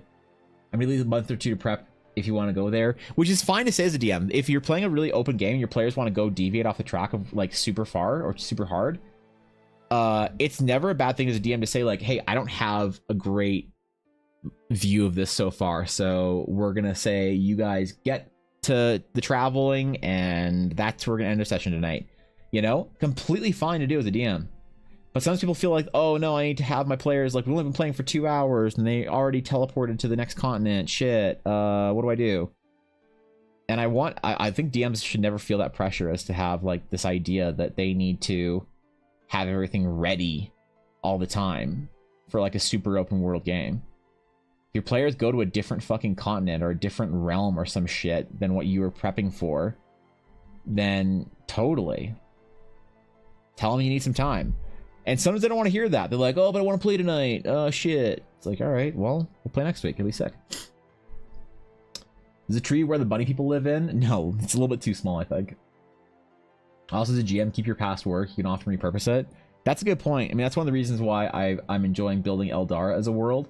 Because I could run a game for anyone in Stonemark and have no prep, need to do nothing for it. I know everything to do with South Stonemark. Like Southwood Forest, Tempest Keep, Briar Pass, Hearthwood, Landris Keep. What was the name of the village that the Nyathar lady was in? Shit. Oh fuck, I forget. Well, okay, mostly no prep apparently. Anything in that whole area, I have the whole thing, you know, down because I've already run a game there, and I love that. I'd love to run another group that like has never played in Eldara through like somewhere like the Shadowed Sea or Stonemark or Relic Coast, just to see what and how they enjoy it and how they, you know. I think that'd be cool. Most players don't care about being guided to follow the plot as you have in your head as a DM. They do care about being able to react as they like, and that's where they might be declared railroading. Yeah, and totally. And so I think the idea is like if you have a location, you know, and you're like, okay, you guys are going here, great, cool, and they go there, and you have all the stuff ready for it, and your players are like, you know, oh, so we're gonna go to the, you know, we're gonna go to the tavern first. You're like, great. You have an old man approach you and say, travelers, you look new in town. Perhaps you should go see the local lord. They're looking for, you know, new adventurers or whatever. And then suddenly if someone be like, I'm being railroaded, this is awful. It's like, okay, chill.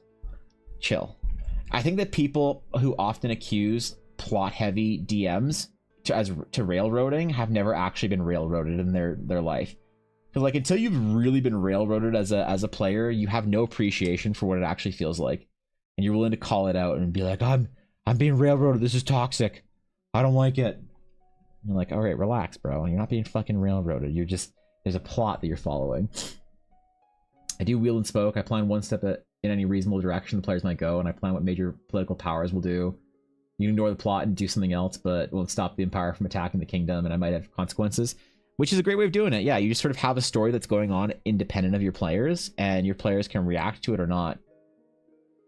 But I think that often, for like Dashto and Ella and like the players that I've played with over the years that have had the most fun in my D&D games, it's always been them saying like, I wonder where we're gonna go this week. You know, it's never been them being like, I want full agency. I want to see a complete galactic map of Eldara, and I want to choose the exact place, time, and speed we travel to whatever it is to find whatever quest is important to my character's backstory. It's like, okay, chill.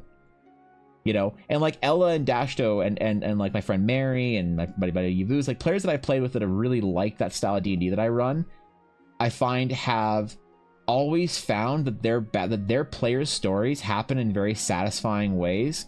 At least they've told me that, without them realizing that their stories are like creeping up on them. It's like, to me, it's kind of about trust. It's like, trust me, I know you have this like story that you want to tell for your character. I'm gonna let you tell it. You don't have to be desperately always constantly looking out for opportunities to tell your story. Like, it's gonna be there. Relax. That's what I think is a good DM. If your player takes skill points in swim, you give them a river. If your players take skill points in climb, you give them a wall. And this is before D&D got like to just be like athletics for those kind of checks. You always make sure that as a good DM that your players have an opportunity to show off how cool the choices were that they made as a player character. Same thing's true with backstories. You make sure that your players, based on their backstories, always have an awesome time telling the story of whatever they want to for their class or for their character or their backstory or their background. And I think that a lot of times that what I find players that are unhappy in my games often just don't fucking trust me to take care of them. And that's the ones that I like don't play with for that long, are players that are like desperately trying to get their story told constantly. It's like, there'll be time for that. We're dealing with this person right now. They're the hero. Help them be the hero. You know, they're your bro. Make sure your bro is the hero for 2 weeks. And then when we get to the next place, maybe there's something cool there waiting for you. Who knows? You know, trust your DM. Any place you can't remember his name of, just call it a place in your other language. Yeah, exactly. Okay, hold on. This is gonna bother me. What is this place called? What is this fucking place called? What? Hold on. This is actually gonna bother me really bad. Where's my maps? Realms of Eldara. Maps. I'm going to throw my head back when I remember what it's called. World map. What was it? Ashasari, Rail Coast, Horizon, Lemashir, Strathwood. What was the name of this town? Thames Crest Keep. This was the fucking name. Thames Crest Keep. That fucking village name I couldn't remember. That's right. Thames Crest. Oh, God.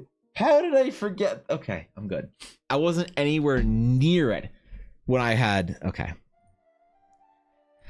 I'm good. I'm good. Players go too far and off in any direction I have planned. I just throw combat at them to pad out the session. Yeah, there you go. Easy. Ah, there's a couple of goblins there. Railroading makes my job as a player easier. I do what Rev is suggesting. I have a set of planets minimally prepped. Then the players say I want to go to Azir, or I want to go to the planet that's all ruins. I can prep for that. Totally. And I like to give my players lots of options. Like, hey, here's a story. How do you want to plan? How do you want to handle it? Where do you want to go? And then I get how my players want to handle the problem. They're going to go handle the problem. They're going to go find the ancient Eldari temple. Whether they find it on the dusty sand planet, or they find it on the jungle planet, or they find it on the water planet. Whatever it is, they're going to find the same temple. It's going to have the same story at the end of it. You know? And I let so it's like part of it is you get to feel like you are dictating how the plot is told, but at the end of the day, there's still a plot. I think that people don't appreciate that, and they call it railroading. It's like, dude, relax. It's not fucking railroading. You're not being railroaded just because there's a plot in mind the GM had previously written out. All right, chill.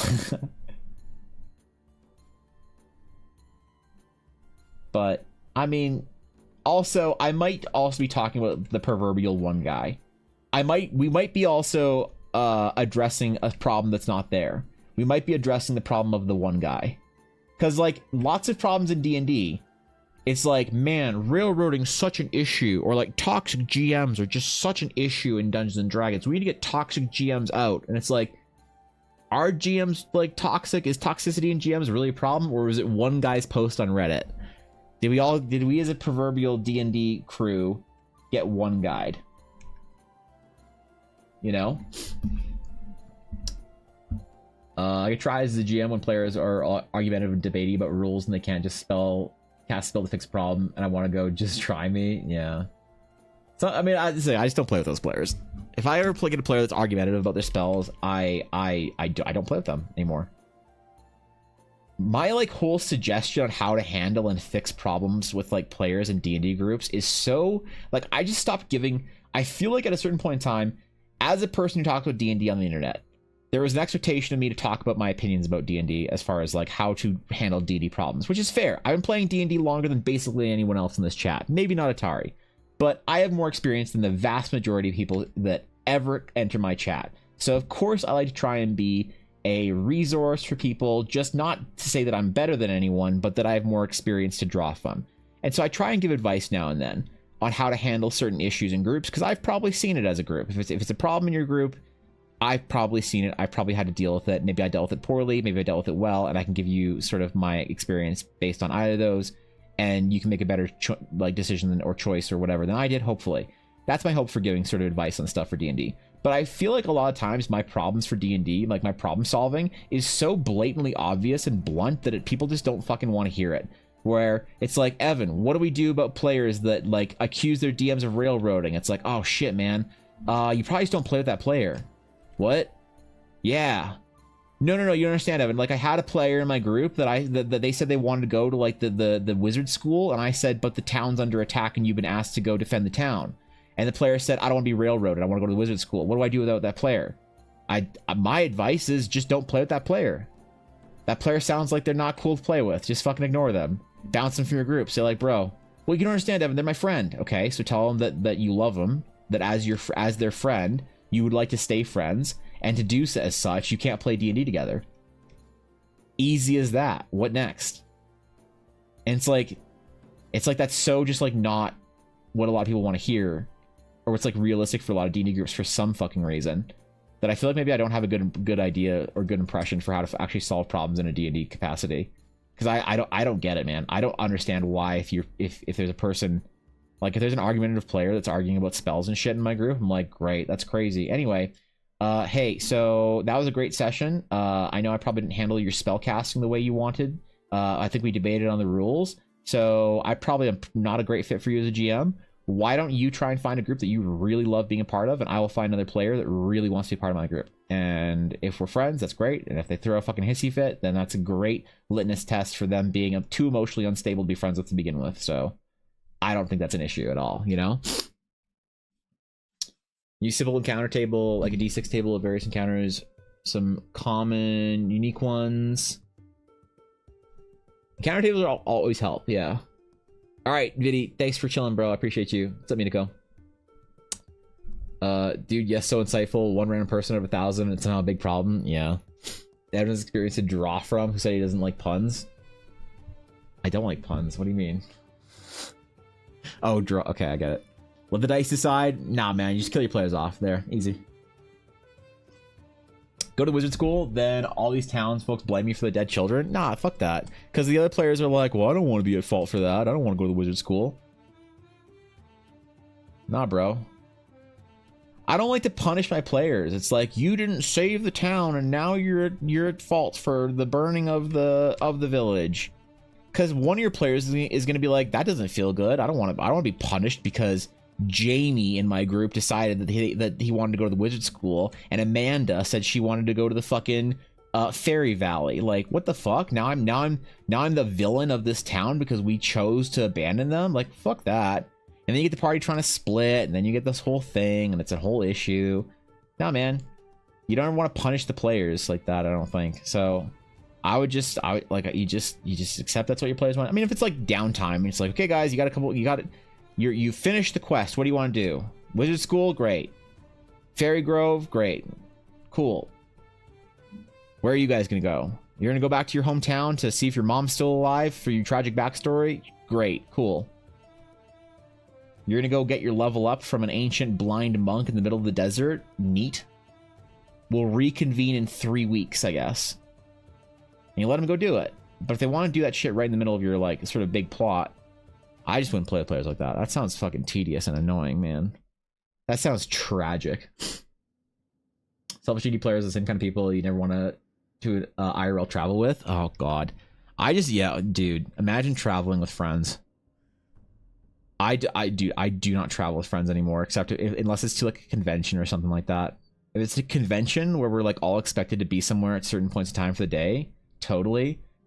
But if you're, like, traveling with friends or whatever, the best thing to do is just be like, all right, I'm doing this today. What are you doing today? Cool. You want to meet for dinner? Oh, you're on that side of the city and I'm over here? Well, guess I'll see you later. And then you just keep going, man. Only blame Jamie? Yeah, fuck Jamie, man. They want to kick him out of the group anyway. Oh, man. Jamie. God, don't be a Jamie in your D&D game, right? Trying to run an open world, you get consequences of your choices. You ignore the suffering people who ask for your help. Effects that happen. But the problem is when the party doesn't want, like, when some of the party wants to, like, go with the plot, but one player doesn't want to. It's like, ah, damn it. If the whole party's like, yeah, fuck them, let's go to wizard school, then yeah, that becomes a plot point. Totally. I'm talking about when you have a one player at your table that doesn't want to sort of, like, go with the plot. Because they're like, don't railroad me, bro. I want to go to the wizard school and pick up chicks. Okay. All right, Jamie. Fine. It's always Jamie. I've never played with a Jamie before. I'm just, it's, you know, it's just easier to real name someone. Just to pick the most generic names.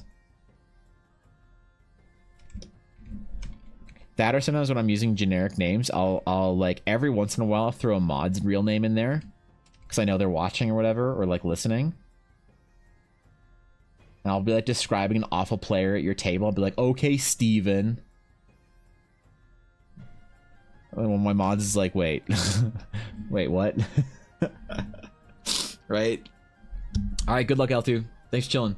As player, when it comes to the decisions, I'll either say out of character, here's what I want. In character, I'll say bleh. So you'll talk about out of character desires as well. That's interesting. You're like, okay, that's cool. I like that. Players learn to work together. Not your daddy figure it out. Your GM, not your nappy nurse. But that's the problem. If you have to deal with those kind of players to begin with, where you have to, if you ever have to tell a player or talk to a player like that, I just wouldn't play with them. I just wouldn't fucking play with them. If I ever felt like I needed to sort of like have that discussion with a player where I'm like, I'm not your fucking parent. I'm not gonna tell you like whatever. I just wouldn't play with them. That sounds like too much effort, too much hassle to deal with a player that you could avoid all of that with, and just not have to deal with that whatsoever. You know, like that's why I feel like a lot of my takes on how to handle problems in your DD games are always like unpopular. It's like, it's just a matter of don't play with that player ever again. And I'm so okay with not playing with players anymore. And it's nothing personal. It never is personal. Very few people take it personally. Once in a while, someone gets super butthurt about it. Be like, I thought we were cool, man. Most times I find players are pretty chill and they understand when you're like, hey, we're really not a good fit and I think you're a great player. You just don't make them feel like it's their fault. That's the way that I think you handle it. That always turns out the best is you don't ever make it their fault. You're like, hey, we're not a good fit for each other. Our styles, you're not happy with what I'm doing here, and I'm like not feeling what you're doing. So let's just find groups that we can be around, you know?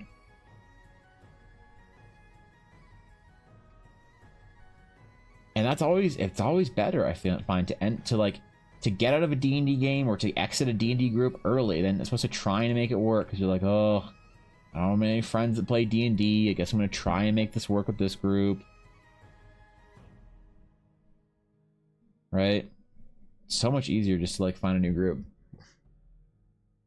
Pause, champ.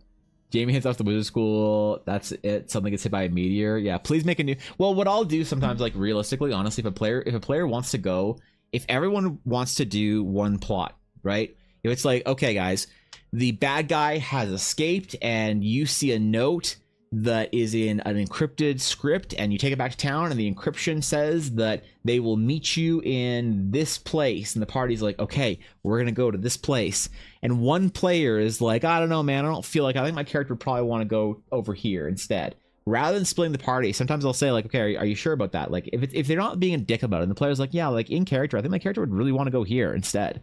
It's like, fair enough. Then your character goes off and does that. It's great. They have a good time. That's their story. Would you like to make a character that wants to go do this? You know, and there's nothing wrong with doing that. I had to do it sometimes when I run game store games. When you have to play with people because they're paying for the fucking game or some shit, or like one person in the group is paying for the game for them and their friends, and you have to keep that person in the party. You can't kick them from the party. Then I think it's okay to pull that kind of stuff out. You know, a lot of conversation or nuance that is lost, especially for online games when players. And I think it's really cool to be like, hey, you would socially be able to pick up on X because the medium can be restrictive. Wait, I'm confused.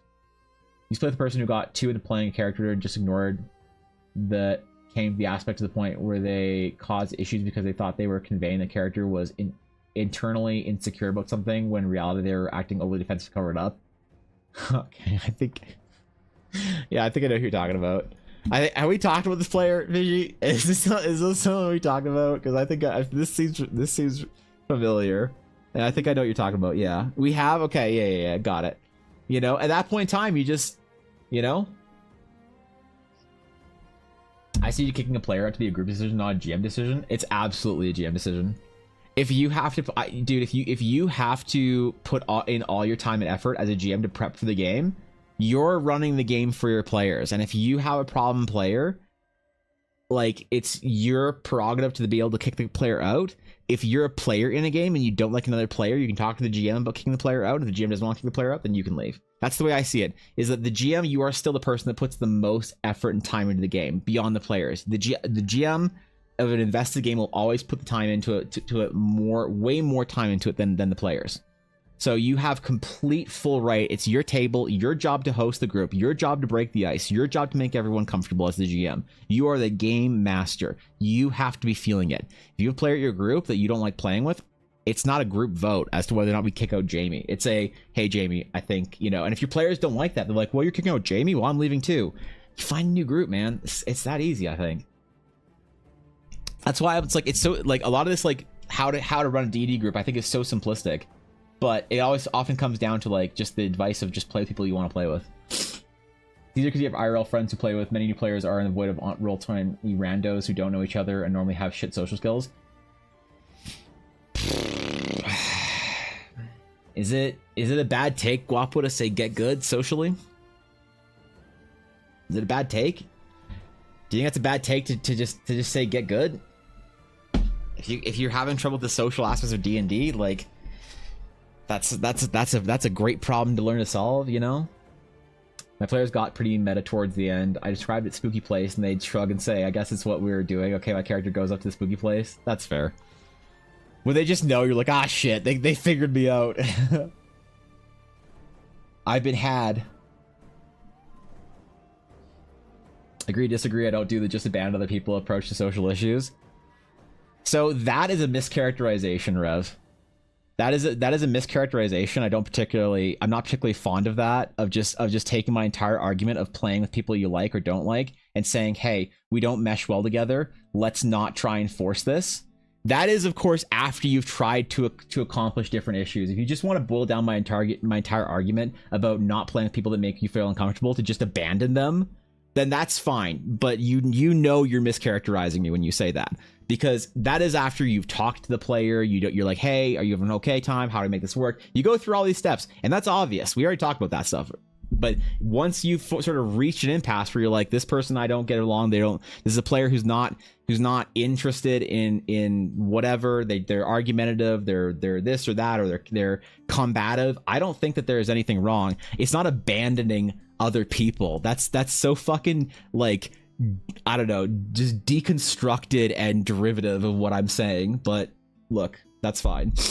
I'm not sure if that's what you meant, but that's definitely the way that just came off. So the conflict is priorities. A group of 6 friends say it'd be fun to play D&D together, and then you just have to kick out one of the players. Then you're all friends who always do stuff together. That's fair. Like, it is hard when you have that issue, like, definitely. But I think that most times I've had that problem in my experience. When you say that, you're like, hey, we're great friends, but we don't play D&D well together. So I don't think we should play D&D anymore. And again, most times that you try that with a friend, they're like, yeah, cool. You know, I agree. We don't play D&D well together. So yeah, I want a different thing out of D&D than what you're doing. You want a different thing than what I'm doing. And that's the thing. It's very amicable. You don't end friendships just to make your D&D group better. You save friendships by doing that. There's just a certain awkwardness that comes from like not wanting to have that conversation, I find. Right? But I always think that it's like I encourage people to have that conversation, because I think it's super easy and super necessary and comfortable when you can have that honest conversation with each other, which is, like, difficult if you aren't used to having those kind of conversations with people. If you've never had an honest conversation with somebody and say, like, hey, this is making me uncomfortable, or whatever, or I don't think you're having fun here, or whatever it is, you know, then that's I get that it's difficult, but I would like people to be inspired to being able to have those conversations, because I think open, like, communication and honesty is, like, dude, it's the only way to sort of navigate the social issues of D&D. It's not a D&D specific social issue. It's a social problem of how to, like, deal with people and deal with conflict, you know? I meant more like, I'm charged, so I decide the approach, work done or not.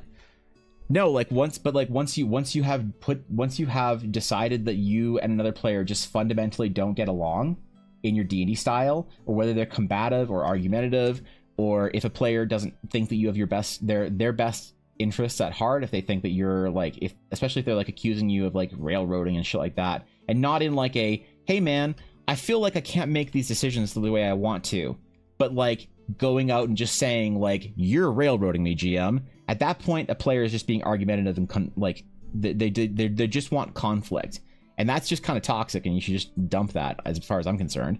And if it's not toxic and not like this weird argumentative thing, and you're trying to preserve a friendship, then you're removing, like, it's like playing World of Warcraft with people that don't want to play World of Warcraft at the same level, right? You're just not going to like, you're not going to keep a friendship by dragging your bro through a raid when they don't want to put the effort into it. You're going to preserve your friendship by saying, we want different things out of this game, so let's not raid together. We can still hang out, we can still talk about World of Warcraft, we can do some dungeons together, but if you're not going to put the effort into learning your character, and I want to progress in raid, and you're always the one holding us back, there's nothing wrong with saying, hey, we shouldn't play World of Warcraft together, or we shouldn't raid together, because then you preserve your friendship. People often who try to like force their friendships through D&D lose them because they grow resentful because they weren't honest to begin with. It's so much better to be honest up in front with your friends, with people in general, and people are way less butthurt about it, I find. I think like it's an extremely difficult way to handle problems in any social situation or any friend group or whatever, but it's not complicated. It's one of those things that's obvious and hard at the same time. Visitors, you know? How exciting. Duria, bro, how's it going, man? I was watching your stream for a bit before I went live today, so thanks for that. How are your glitches or your bugs for the day? Yeah, how buggy was it? Not like what'd you do or whatever, but like how buggy was the, you know? Yeah, if you guys aren't following Duria, you definitely should be. Duria is one of the streamers I follow in the evenings that I get a chance to hang out with, and also everybody knows Duria here, so. Sure, but when do things get messy and the group's not going to be in agreement, that's not working? I mean, if the group wants you as the GM to change that much, then the whole group is not going to be good group for you, with or without that person. Yeah, and at that point, if the group is more in line with one person that's a problem player than you as the GM, and you don't want to play with that player, then just don't play with that group. It's super simple. You deserve as the GM to find players that want to play with your style of game. If you're going to put all this time and effort into your game, you know? Now, obviously, if you're friends, you try and make it work. But we're talking about the general D&D group, you know, situation, not like playing with your lifelong best friends. General D&D, not specifics. It's not like you're trying to kick out your friend Jamie's wife because she likes to pick flowers in D&D too much. No, man. And maybe if you did need to, then you have that conversation. So I'd say the group can be involved in the decision. No, because the problem is the group can't tell you like, hey man, we want to play with Jamie. And if you say like, hey guys, I made the decision that I can't run a game with Jamie in it. So sorry, I've asked Jamie to step out. Then the group just has to kind of respect that because you're the one that has to put in all the effort outside of it. You're putting more effort into your game. You're putting in a dozen hours a week when they're just showing up to D&D in addition to the 4 hours you play. And I think that most groups respect that. They're like, okay, fair enough, man. You know, like you can do that. You can say, hey, how do you guys feel about this? Like, do you guys want to try and make it work? Because then you can have the conversation insofar as your players can help you. Like, hey guys, I really want this person to be into the game, so can you guys like try and help them do this or that in the group? That's fine. That's a conversation you can have. But at the end of the day, you can't be held hostage playing in a group that you're like, oh, we didn't agree to kick out this player that's always rude and a dick to me. It's like, no, if your player's being a rude dick to you, then you just kick them out. And if your players are like okay with you playing with a person that's being a rude dick to you, that's something, man. It's still your decision. If somebody's being a dick to you, you can come out of your group. And it ain't anybody's decision, man. And if somebody's just like, wait, but Jamie's my friend, and you're like, well, I'm sorry, dude, your friend's a dick. So they're gone. Never. My point is that you should never feel hostage to your players' decisions. Even if you are playing through your lifelong best friend, if there's a group that you're wanting a game style you don't enjoy running, a good friend would be understanding of DM's choice and finding other things Exactly. That's why I say it's a litmus test, because most times when you say like, hey, I want a different style of game than you do, I don't think we're going to work out well together. It's great friends will be like, oh, okay, cool, that's fair, dude. They're not going to throw a hissy fit and you're not going to abandon your friendship. That's the thing. It's like if they do, if they're like a good friend and you're like, hey man, you know, like this happened with my friend Mike, where he was like, yeah, I don't know about this, man. Like, I'm really like, I want to go kill things. This whole like talking about shit all the time, it kind of bothers me. You know, I don't remember the characters' names. I don't remember the NPCs' names. Like, I don't care about this shit, man. I just want to kill things. I'm like, oh, well, I do a narrative style game, so like I could do more combat if that's what you like. He's like, nah, I just like don't want to go to the town, have to talk to people and stuff. Just like tell us what the quest is, give us to it on a board, and let's go kill stuff. And I was like, okay, man, well that's like the kind of D&D you want to play, and I play a different one. So I think we should probably just like I will find another player, you should find another group, and we'll be happier. And he was like, you know what, that's a good decision. And we're best fucking friends over it, but we don't play D&D together. You know, it's so easy, man. It's so easy. It's not, well, sorry, it's so simple. It's not easy. I hate you now. Yeah, no friends have to do everything together to be friends. That's kind of my point. I'm not saying that you should just indiscriminately be executing players from your D&D game. All right, that you should just be ending friendships, ending whatever's. But if you feel as a DM that there's somebody you don't like playing with, it's not up to a vote as to whether or not you don't want to play with this person or not. Same thing's true with every player. If you don't want to play with a group because you don't like one person in the group, and you've asked the DM about it, or you've asked someone about it, and they're like, no, it's cool, then you just leave, bro. Real play is abandon the friendships they can't play D&D with you. True. Abandon your friendships if they can't play D&D with you. If you can't play D&D in World of Warcraft, are you even friends? All right, I think this is good. Okay, so hold on. Back to the concept stuff for a second here. I want the Astral Sages to have old style temples and monuments, as well as newer sort of temples, and I want them to have different, almost like time periods. So I want there to be like ancient sages that were like sages in ancient times, and I want them to have a distinct style of temple. And then I want there to be like proto sages, that were sages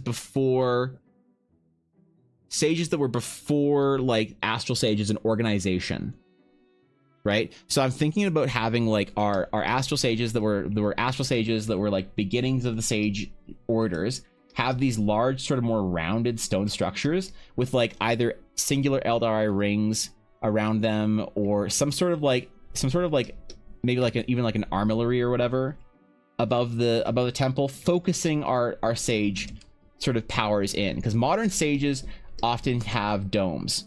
They have domes, and they have like these rooms with like stars on the ceilings and shit, and they get like starlight in, and they have like runes on the floor, and great, cool. That's like a modern sage temple is like gonna have a lot of like it's gonna have like a central dome, and then maybe some other like buildings, and it's gonna have a lot of round shapes, a lot of domes. And I think that I want that sort of like evolution to come from the original orders of sages that still sculpted their temples out of natural rock faces, or to look like natural rocks. So something more like this. I've done a couple of temples that look sort of like this, that have the sort of the rounded kind of like mounds of rock or whatever. And I want the proto sages that were basically just like the pagan shamans of Astral Sage craft. They didn't really know, they worshipped more and understood less, basically. I want them to basically just have constructed monuments and monoliths. So it'd be cool to do a progression of like time periods, but I don't know if that's confusing. I don't know if it's confusing to say this is an ancient sage temple versus this is like a proto sage temple. If that's like too much for the players to like sort of understand, you know? Because like I wonder if when you're thinking of like ancient history, if you're just like either thinking this is like current or old, if players have like a concept or respect for like the way there could be like a big difference between like, let's say like Greek and Roman culture, or like even better Roman and like Sumerian culture, you know? But of course those things look very different. And does our concept of just like natural rock faces communicate enough of a difference between like the sages that were there like 3,000 years ago and the sages that were there 10,000 years ago, you know? is that too much of a leap to try and get people to jump on or to like chump onto? The type of shit I would eat up. The anthropology of all of it. You'd enjoy being a sage then. It's not too confusing. If it's confusing for some, then maybe it's just confusing in game as well. Do you think that having an idea be confusing for the people in the game world as well is the same? Okay, so I'm gonna defend your point, Anna, and then I'm gonna attack it for a second here, and we'll figure out what's like saying this is an ancient Turkish site versus a Mesopotamian site. But so here's my problem with that, Aduri, is that it'd be more like saying Greek and Roman or something like that, in my opinion, because it's closer together. It's a progression of one thing as opposed to two different places. You could, yeah, and obviously like Mesopotamia did migrate out to become whatever, but I feel like that's more separated. Am I wrong there? Because I might be wrong. Okay, so here's the reason why I like that, Anna, and why I don't like that. The reason why I like it, saying that, is that because I think that lots of times you can explain things as being like, you explain things as being confusing or in this case mysterious in game. So if like the Force in Star Wars is mysterious to you as a player of a Star Wars game, that's fine because the Force is mysterious to players who are players to the people in the world. So it's like that makes sense then. So mystery, I feel like we can do that with, and maybe confusing like uncertainty is the same as mystery, but in the way that I think it's different and doesn't work is that uncertainty versus mystery is more difficult to accept. You know what I mean? It's like saying that that this thing is mysterious is like, it's like you kind of like ooh and ah at it. But saying it's confusing or misunderstood or whatever, I feel like doesn't portray anything. It's like harder for that emotion to leap out of the game and be understood by players. And that's why I'm worried, is that it's not going to be obvious that it's like, this is supposed to be confusing in game to modern scholars don't know what's going on with this either, and they're also confused. Because as a player, I feel like you might be kind of like, wait, but you know, if it's not obvious, you might not be able to grasp onto it. It's continuing the habitation of a region where evolving cultures, whereas Greek and Roman similar cultures that conquered each other.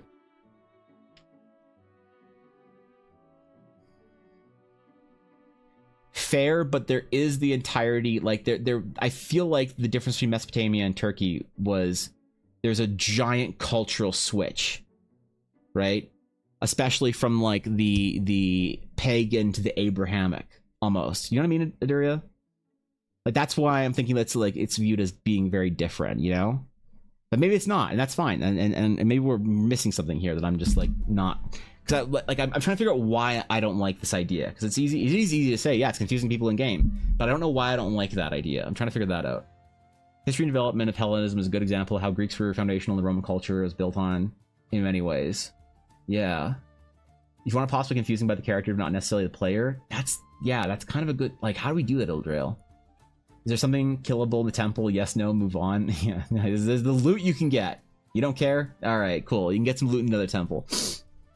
Question is there, in my honest opinion, whether uncertainty can be easily lifted or not. I think that something can be easily unconfused, especially if there are scholars who can explain it in more depth in game.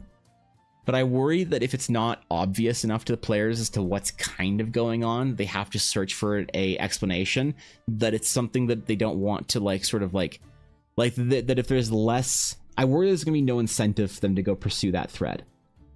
As to say, like, why are some temples like this and some temples like this? That's weird. That's confusing. I don't get why these ones are this and these ones are this. Well, these ones are older. They're proto-shamanistic sages versus these ones that are, like, newer, you know, or earlier sages. It's like almost, you know what might actually do it? Is if there was a different word to describe them. So, like, this is an ancient astral sage temple, you could say. Ancient astral sage temples. They all look like this shit. There you go. But before the ancient sages, you had the sort of the primalists, and the primalists believed in the power of dusted hands in the Cheetos of divinity, right? Or some shit. Stickying keyboards everywhere. Maybe go with establishing something like stones cunning the dwarves when you give it the info dump for it. Like a different way of constructing it, maybe.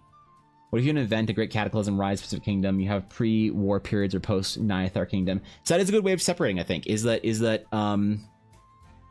if you have something that is like, this is pre this event, and this is ancient post this event, that's a good way of separating. I just don't know if there is an event like that.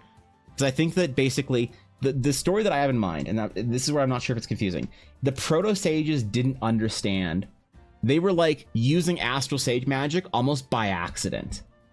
They like, hey, if we arrange our stones here, then we can create water. Cool. They didn't understand how it worked. But then eventually the scholars started to study it and stopped like worshiping the rock and started trying to figure out more. And once they became studious of it and more organized, they started passing that tradition on, and that's when they became sages. Right? That's the problem is it's like a progression, but it's not like, I worry that it's not obvious enough where it's like a satisfying difference of you're like, oh, that's a proto sage temple and this is a sage temple. Okay, so we're gonna expect one thing of a proto sage temple and one thing completely different out of an astral sage temple. That's where I worry that I'm gonna lose people. They're gonna be like, what's the difference? Like, it's old sages. Like, who cares, man? Because like, we in our history, I mean, like we're a bad example here because we're all D&D nerds, but I think that a lot of people in general don't have necessarily an appreciation for what's ancient versus what's ancient. It's like a lot of people wouldn't necessarily put a big difference between, like, I don't know, the Roman Empire and like the Egyptian world or whatever. And I know that's like a bit of a straw man for like the average DD player, but I know it happens because I've heard it happen in my chat, right? No example of fantasy, look at the Jedi versus Jedi, where you can find the ancient Jedi and the precursors to the Jedi. And that's exactly what I'm thinking about Aduria, but I know some people think that's confusing. Primordial Shaman Temple, these different terms makes it more clear. Yeah, maybe we just don't refer to these ones as sages. 100%. Incorporating character, certain types of players, and some groups will want to seek out understanding. Oh yeah, I mean, like, you're a lore seeking player though, right, Fishy? Brothers just want to do the dungeon adventure. Yeah, so you have to make it satisfying for both. Primordial is in D&D quite more associated with elements, so maybe go with something else.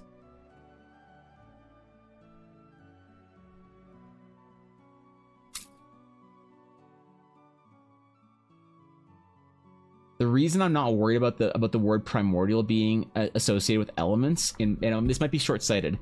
The reason I'm not worried about it is because I don't have any references to common D&D in my game. But maybe there are certain things that I need to be careful of, like the word primordial. That's a good point. Cosmic Shamans versus Astral Sages makes sense. I'll try something with my 40 campaign. I'm just planning episodic micro adventures, and I'm going to use what information the players give me to build over the overarching campaign. Are you going to have an idea of where you want it to end at the beginning, though? When I touch D&D in this chat? Really? Do you not play D&D in this chat, Jacob? Bronze Age, Aegean, yeah. I tell first E character sheet from a second E character sheet and so on at quick glance. What a post-enlightenment temple or dark age temple? That's interesting, dude. Actually, that might be the dude. Okay, so what's a fantasy astral sage word we can say for dark age versus enlightenment? Sounds like some sort of shamanism or druid practices that develop into something more complex and deep. You definitely have very different sites for stuff like that. Okay, as long as it's not like a complicated, like, these are ancient, but these are like super ancient, you know. Early sites sound like they'd be very outdoor focused. Modern more be observatory focused. You know what? That's actually okay. Maybe that's part of it too. Is that the primitive primordial sage sites, the proto sages, were the shamans, were all based around natural structures, versus the early sages constructed their temples. That's why you have these sort of carved monoliths versus like actually constructed buildings with like levels and layers and things in them and temples and rooms and whatever in them. People also think certain things from history are confusing, but it doesn't derail their lives. I think it's a good option to include it because it gives chunk to anyone who wants to play an archaeological / anthropological character.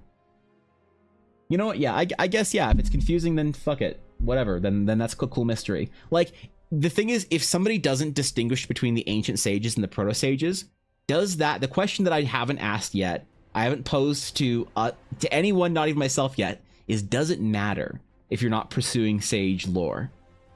And I don't think it does. I think you're right. I think I'm overthinking about it a little bit. You want to be too concerned with primordial? I would, dude. It was a good point though. Letting the astral sage described as purist versus something else. Primitive sages need to be outdoors to see the stars. Modern sages can use temples and observatories to study the stars, right? Because there's an inherent magic inside that projects the night sky in temples, and these are earlier versions of that. The early ones are more like cathedrals of worship and stuff. More modern ones are more sciencey.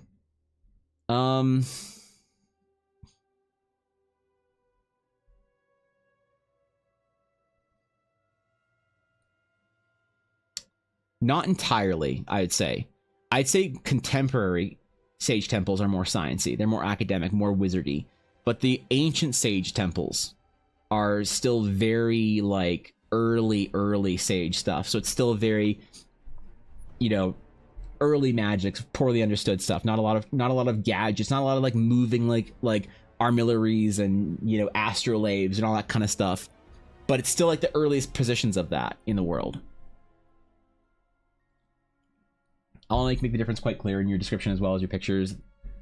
That and giving the right names and having people in game who can explain the difference explicitly, then it doesn't seem too complicated.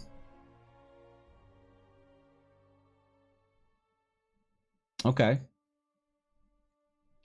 Yeah, and then like the worst case scenario, if somebody doesn't get it, it doesn't really matter. You know what I can also do to distinguish them is I can also have the proto sages have their like constructed Eldari rings out of like floating rocks and stuff. Modern sages use these like sort of different shapes. They have a completely different shape language.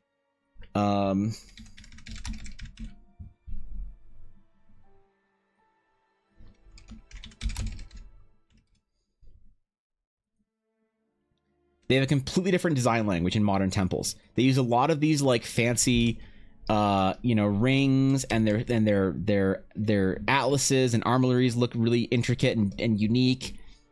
Things like that, you know. The modern sages are very like ornate and beautiful. And so what I could do is I could carry the same type of shape language into a more primitive sort of sense, and then it's obvious this is still a sage. And with the absence of this kind of stuff, then it's obvious that it's whatever the fuck the proto sages are. That's an interesting. Okay, that's a good way of handling it. Like the shaman versus wizard. Yeah, exactly. Doesn't ruin the game if you're like, whatever, I don't get it. Yeah, exactly. I don't think anyone will care if they don't care, right? I'm doing good, Spacefox. How you doing? What Ashley said: Twilight era, Dawn era, Morning era. Oh, that's cool.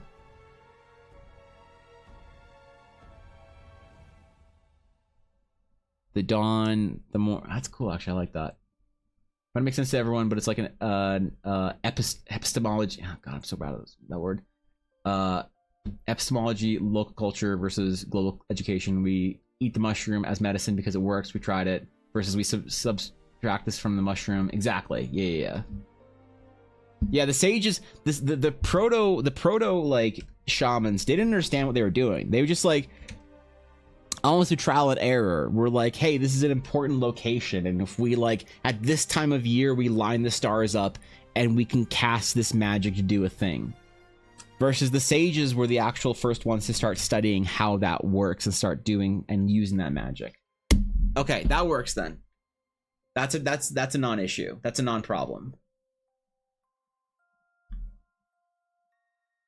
What I want to do is I want to do a whole lot more art of these kind of temples. Because like we started one a while ago that I kind of like.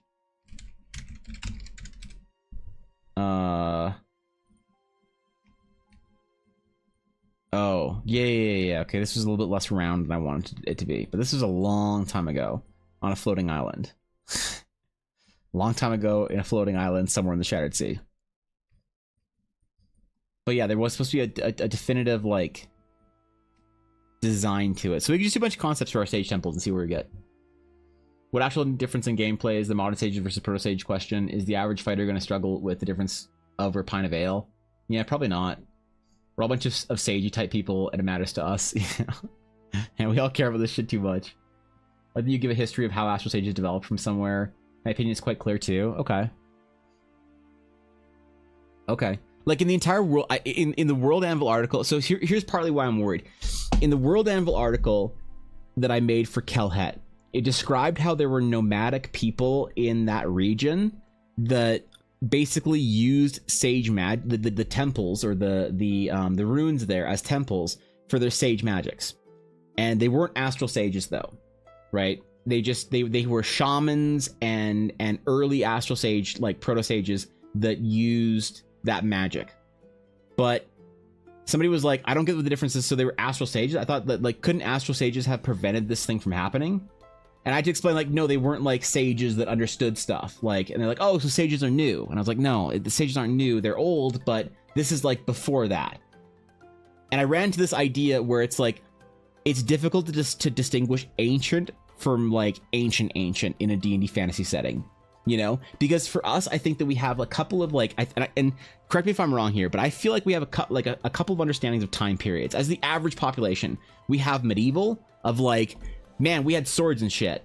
But like, if you show someone like a Viking sword and you ask them like, when was this? They might say like, oh, that looks like a medieval sword from like the 1300s, but it's actually like a Viking sword from like the 6th century or something like that or whatever. So we have like this general idea of medieval. Medieval's like 5th century to like 13th century in some ways, like before the Renaissance. And so we have this idea of like generally medieval. And then we have this idea of like ancient.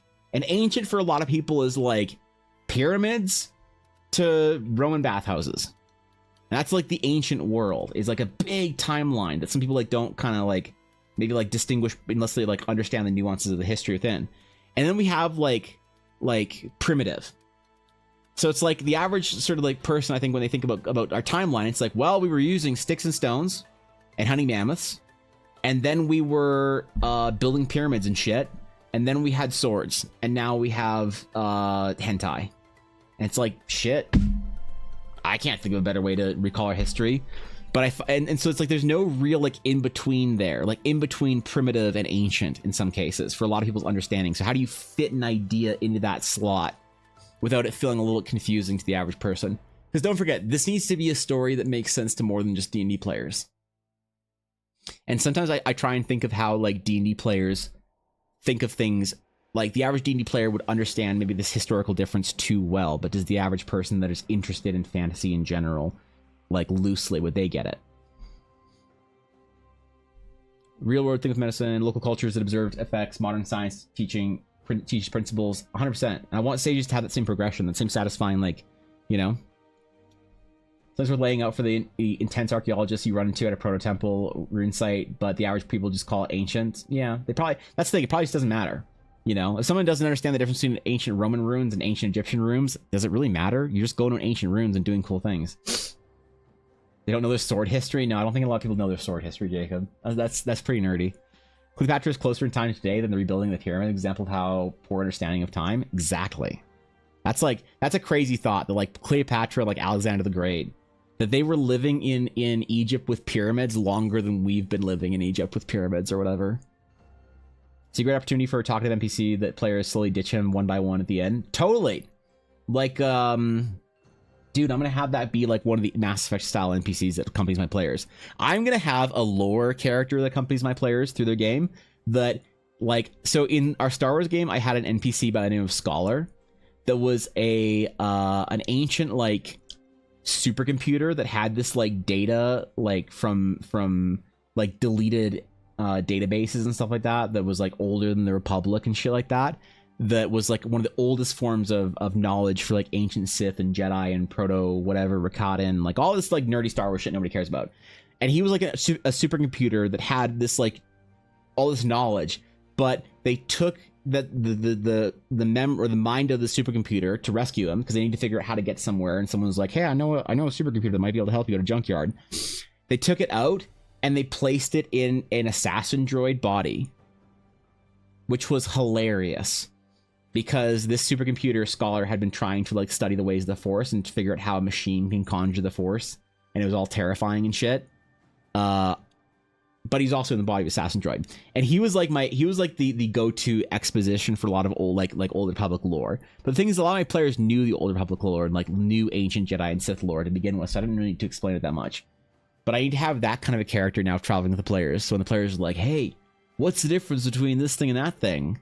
Then I can have just a convenient Scholar player getting ditched at the end. Fantasy RP nerds in general understand that. I'm quite sure. Okay, that's fair.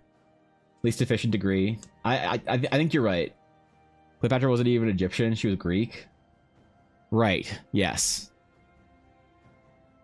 I thought she was like half Greek or something. I don't remember, man. I don't know. Fucking dude. There's so much, man. You start listening to fucking Graham Hancock podcasts, and then you try to figure out Cleopatra, and you're like, wait, are we 4,000 years ago, or 6,000 years ago, or 10,000 years ago? God damn it.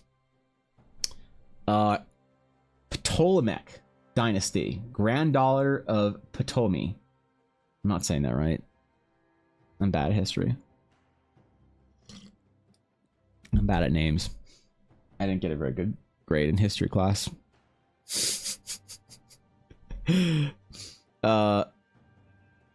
Yeah, time's like very confusing for a lot of people, I think. And I want to make it obvious, not confusing, but I worry it will be. But I guess we just fuck it. We just YOLO it, and we don't worry about it. If people think that ancient is just one word, then it's just one word. It's just it's all ancient, man. We're ancient here, we're ancient there. We're no matter where you are in the world, it's fucking ancient. That's where we are. All right, so let's try a different version of one of the modern sage temples. So ancient. Let's just change this to proto.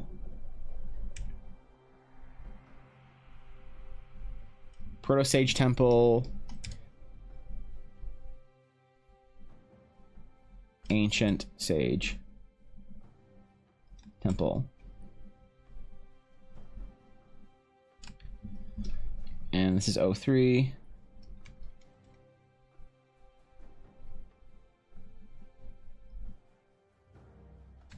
Still doing these like sketch cards.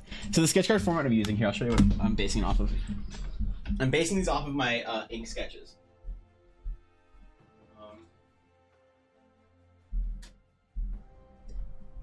So these are what it's based off of. I do like these numbered sketch cards that I do for like Patreon and other shit like that. They all look like this. They all have a number on them. And that's why I'm choosing the same format here for these, because I think it's kind of funny to do digital versions of the sketch cards. Let's snip this out real quick and post it in the sketch channel. So it's somewhere on the Discord, because I'm trying to do that with all my sketches. I'm trying to be better about that. I'm sorry. Call this one 03. Okay. Cool. We won't post this one on Twitter, I don't think. I don't think I'm going to post more than one of these a day. That would be a lot. So, fuck that. That's not going to be worth it. Start watching Netflix series and all of a sudden everything's wrong? Yeah. God damn it. God damn it, Netflix. You lied to me. You told me our history was clean. It was nothing of the sort.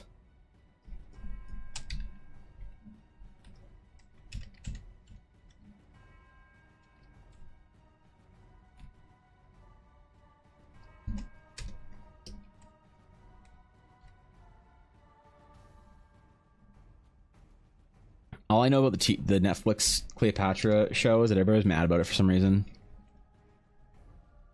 I don't know why. Remember somebody said people were mad about something, and I was like, oh shit, what are they mad about? They're mad about Cleopatra. I'm like, why are they mad about Cleopatra? They're like, well, and then I tuned out, so. I tuned out. Every time somebody's mad about a show on the internet, I've started tuning it out now. It's like, we're all mad about Witcher? Alright. We're mad about The Boys? Okay. We're mad about Cleopatra? Alright. I just don't have the like mental capacity to just be mad about TV shows anymore. I just assume they're all shit and then move on. Sketch format is the coolest. All right, I'm glad you like it, Atari. Maybe I'll print all these out. Have a one-of-one sketch card printed, and I'll keep them all in my hoard, and no one can do anything about it. It doesn't matter culture. If you ask people, the average person thinks everything BC is super old, and this is the comparison. That's the point. Yeah. Yeah, I wonder how much that happens in fantasy, but... All right, Rev. Take care, my friend. Have a great rest of your day. Be good. Okay, so ancient sage temple. Let's do another temple. Want like interesting rock formations of like the sages. Maybe like we'll do like an entrance or whatever. Maybe we'll do an entrance. We don't ever do entrances.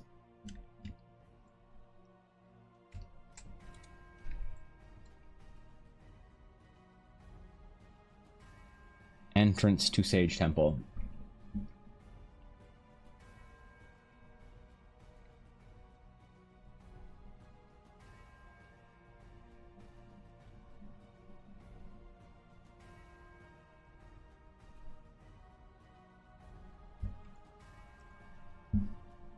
I want it to be like very, like the only ornately carved thing is it's gonna be like some of the entrances and things like that, or the windows. Or I guess early Sage temples wouldn't really have windows, would they? Probably not, to be honest. They would have some of the same sort of like symbols, some of the same design and shape language.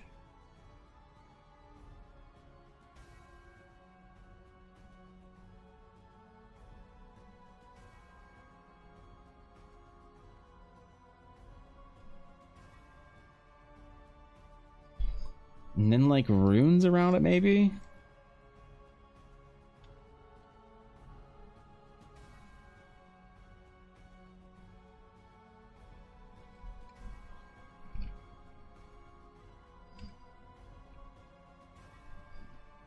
Do a series of rings, I guess.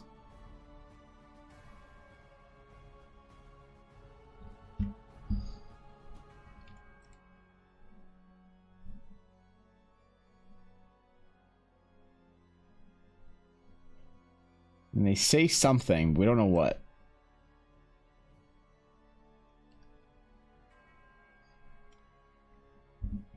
What I really want for Sage players is that they have a really satisfying experience of pursuing that sort of ancient lost culture.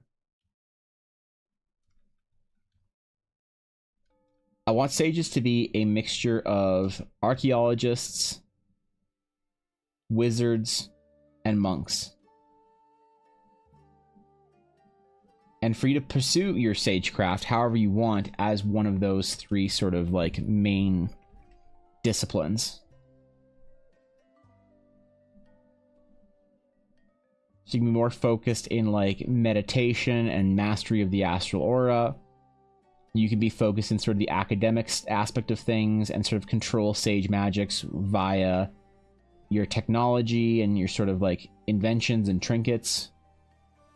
Or you can be more of a dungeon delver, a explorer. And I want great sages to be well-rounded and balanced across all three.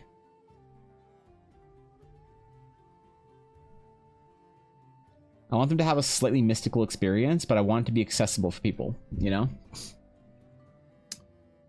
Music is dramatic today? Oh, well, to be fair, Fishy, I don't actually hear my music a lot of times. So I use the same playlist because fucking DMCA bullshit. I don't notice a lot of songs.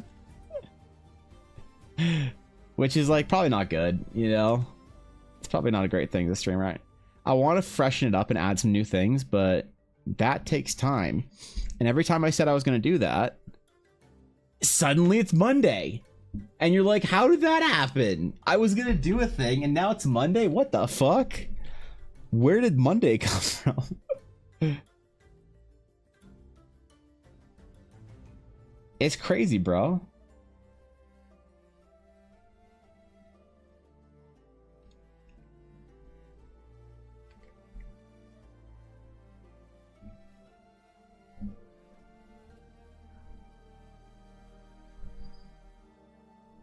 Goddamn Monday sneaks up on you, bro.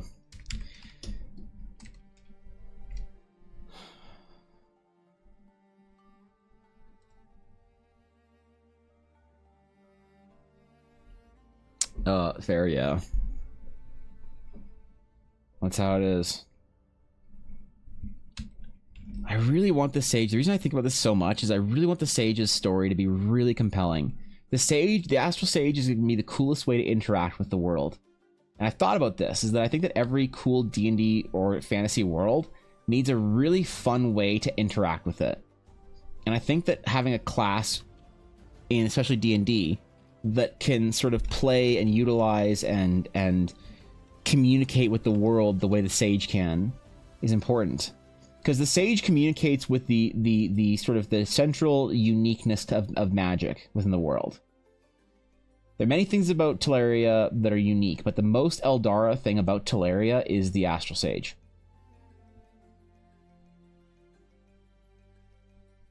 And it's very important that I get this right, because I feel like if I get this right, it's going to be really satisfying and great. And if I don't get this right, it's going to hamstring my ability to sort of like get people interested in playing the world. The Astral Sage, I feel like, is if it's cool enough, people will want to learn about Eldara as a world and as a setting, and follow the project or support the Kickstarter or whatever, or just want to play in the goddamn game more. That's why I'm so concerned about it being like so polished and feeling so good.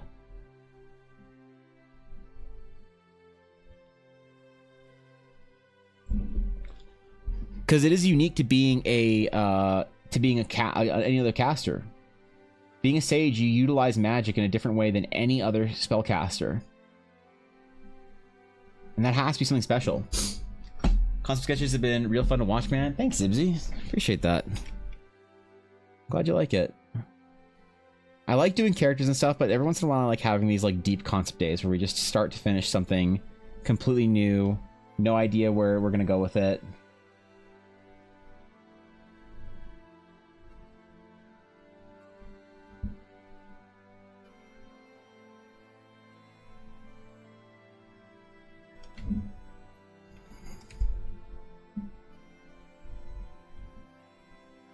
Have like our temple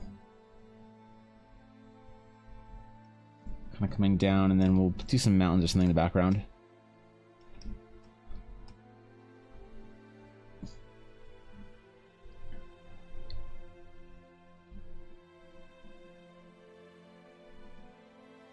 It would be fun to make pages of these and make physical versions of the sketch cards. Maybe what I'll do is I'll include a digital sketch card in each of the CCG thing that I'm doing. Which is, by the way, really lame, but I'm still enjoying it. Like, I'm aware when I talk about the CCG, well, just the trading cards, I guess, just how lame and dumb of an idea it is and how it's basically only for me. But, like, my opinion on it is that I want to do all these cool projects in my life, and I may as well just start LARPing as somebody that's doing them. And if I want to do, like, trading cards for myself, then I'll just do them. And if they're not good and dumb and whatever, that's fine. That's okay. It can be dumb. It doesn't have to be well thought out and accomplished. It can be stupid.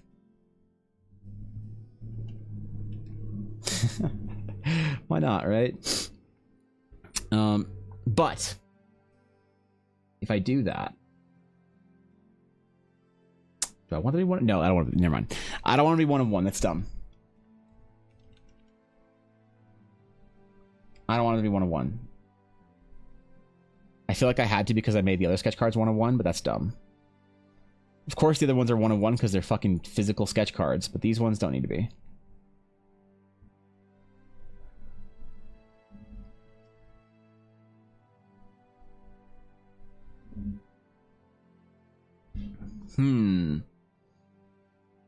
I need to build into the rock face more. They're worth doing even if they're not optimal progress. They're progress that doesn't cost you any motivation / energy. What, the trading cards? Yeah.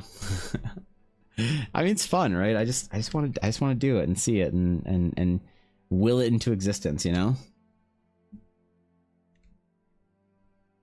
Sometimes things in life I think are worth doing because for no other reason than they make you happy or creatively fulfilled. It's like a thing that I've been thinking about a lot as an artist recently is like what balance. I think I get burnt out when I don't have a balance of things that are creatively fulfilling and things that are like what I have to be doing. You know?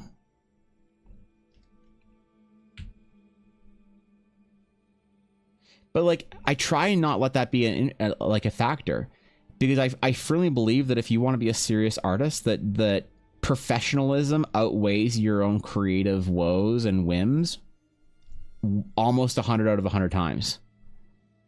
It's like if you want to be an artist in the industry or something like that, you want to work as an artist, you're going to go to your video game company and you're going to say, hey, what are we doing today? And your art director is going to say, well, we're drawing stormtroopers. And you're going to be like, great.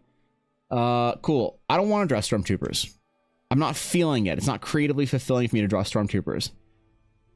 Your art director is going to look at you. They're going to blink 3 times to process what you just said. And they're going to say, great, you don't have to. And you're going to say, really? And they're going to say, yeah, man. Of course not. If you don't want to draw stormtroopers, you don't have to. And you're going to say, great. I think I'm going to draw dragons. And you're like, you want to draw dragons? Sure. Okay. I guess I'll go get to work on dragons. And they're like, okay, great. You can work from home, actually. What? I can draw dragons from home? Yup. Why can I do that? Well, because you don't have a fucking job anymore because we're a Star Wars studio, idiot. And then, you know, you just have to deal with it. Right? So there's only so much. It's like a balance where like I try not to like worry about creative fulfillment all that often because I think that it's relatively unimportant in most cases professionally. But I think it is important every once in a while. And I have to do projects, I think that I think every artist has to do projects that keeps them creatively fulfilled. For whatever reason. Otherwise, yeah, you risk losing your passion. If you lose your passion, you lose your ability to make art. Is the door made out of similar material to the rock face? Why are we not? I think it is. I think I want to be more like it's the same stone, but the archway around it is made of like some kind of like steel or whatever. Should it be a different material? I don't want it to be wood because then it like, I don't know. I like the idea of giant stone doors that you like move with your sage magics. You know? Like almost in front of every door, there's like a thing on the ground that you have to like a rune circle that you have to stand in to like cast your sage magic to like open the door. You know, and so the like handles in the door are almost just like decorative in some ways.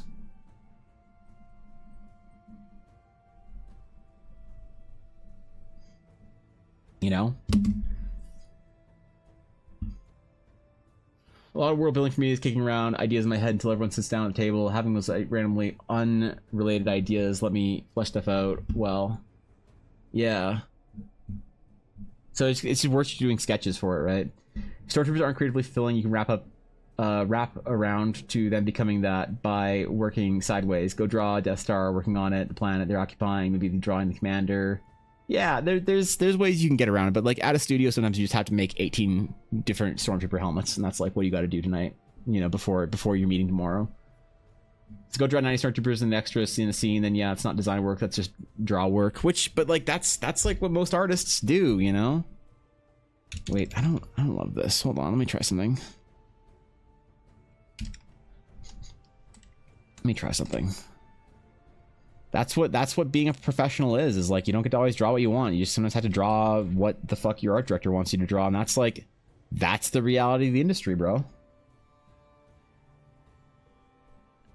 If you want the privilege of being an artist that makes their living based on art, then and has like a stable job at a studio where you're doing like big projects that matter, then that's kind of the trade-off, is that room for your own passion. You have to find passion in everything you're doing. And it's not like anything that I'm doing is like so like that I'm dispassionate about any of the work that I do so much that it kind of is killing me. But I just have recognized, I guess, that there are certain things that I have to do. Like I have to get this idea out. It's like free work almost, that it shouldn't count as like work time work, if that makes sense. It's like when I sit down and do work, okay, great. I'm drawing this dude's dog girl. She has, you know, giant assets and is a warrior in World of Warcraft. What? I thought it was a D&D artist. What the fuck? All right, whatever. Dude's paid double, so it's fine. You know, that's like great, cool. But then I need to like do these side projects of like the collectible cards or whatever, the trading cards, because for no other reason than that I want to, right? I guess it depends on what kind of artist one wants to be. The kind that makes a living by making art, or the one that does as a passion and calling. That's another bewildering job. Yeah, I mean, there's lots of artists that like I've had recently more contact with people that are like old friends of mine or acquaintances of mine from the industry, And I've had some interesting conversations with them. Some of them have said like very nice, like, hey, it's so cool. Like, Evan, you get to go. So wait, you just go live and you do whatever you want to do all day, and like people watch you and you hang out and you talk about your world. Like, why does anyone care about? Like, I had one friend say, or acquaintance say, no disrespect, but why does anyone care about what you're doing? Like, literally, why do they care about what you're doing? Like, I'm interested. And I was like, I guess it's because they're interested in the project and they might want to like, they're also interested in world building and they want to like talk about it, and maybe the process is interesting. You know, maybe for some people it's that they just like the idea of playing in the world. They want to see it built, and then somebody wants to play in Eldar. Like I don't know. And I gave them a bit of a wish, like a not really a solid answer. But they were like, God, that's so cool. Like, I'm really jealous of that. I wish I could just do whatever I wanted all day and like work on my own project. And I was like, really? And they're like, yeah, I'm really envious of you. Like, you have a great thing going. And I was like, wow, that's crazy. Thank you. Meanwhile, I know that they make over $100,000 a year.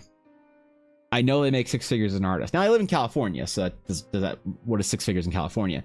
But it's like, man, did you make enough from your job to eat this month? And they're like, yeah, I did. I'm like, wow, that's crazy. You know? So it's like, in some cases the grass is always greener, right? But I try and remember that sort of like it is what kind of artist you really want to be. Like, there is sacrifices when you what you get in safety by working for a studio, you sometimes sacrifice in creative sort of fulfillment. But what you get in creative fulfillment from working for yourself, sometimes you sacrifice like stability, right? And then that is definitely a question of what kind of artist you want to be. I think a lot of artists really love the idea of just getting really good, going to work for a studio, making $180,000 a year by the time they're 25. And it's like, sure, like slay, king, you know, go for it, bro. But then it's like, do they burn out and want to do something on their own? I don't know. The artists who work on their own eventually want to go work for a studio and just like not have to be scared all the time. It's really it's a tale of two worlds. I mean, I spoke with a bunch of art students at some point in time in the last couple of years, and I was like, hey, like they're trying to figure out how to be like social media art influencers on Instagram or whatever. So not quite what I do, but like similar enough in career progression. Like, they wanted to stream, they wanted to make stuff on Instagram, they wanted to get, you know, sell their own prints and whatever. It's like, okay, cool. And we had this whole big long discussion about it. And I was like, I don't think you two wanted to actually do this. And then they're like, oh, why not? I'm like, because like, what if you just don't know if you're going to make any money for 3 months? And they're like, oh, I couldn't do that. I'm like, well, comes with the territory, man. Anna, thank you for the sub. I appreciate that. Thank you for the 10 months. Fuck. Thank you. That's very kind of you. Welcome back to the Dragon's Claim for another month. Thanks, dude. Seriously. Welcome back. I'm honored. Hold up. Let me catch my chat. Thorkin, what's good? I was thinking you as a designer first. I really like that. Thank you, Ashley. Been lurking, playing some Switch, but I have a question. What's up, Seraph? What's going on? Used to live in SoCal. It's expensive where even in the rural country towns. Yeah, it's not.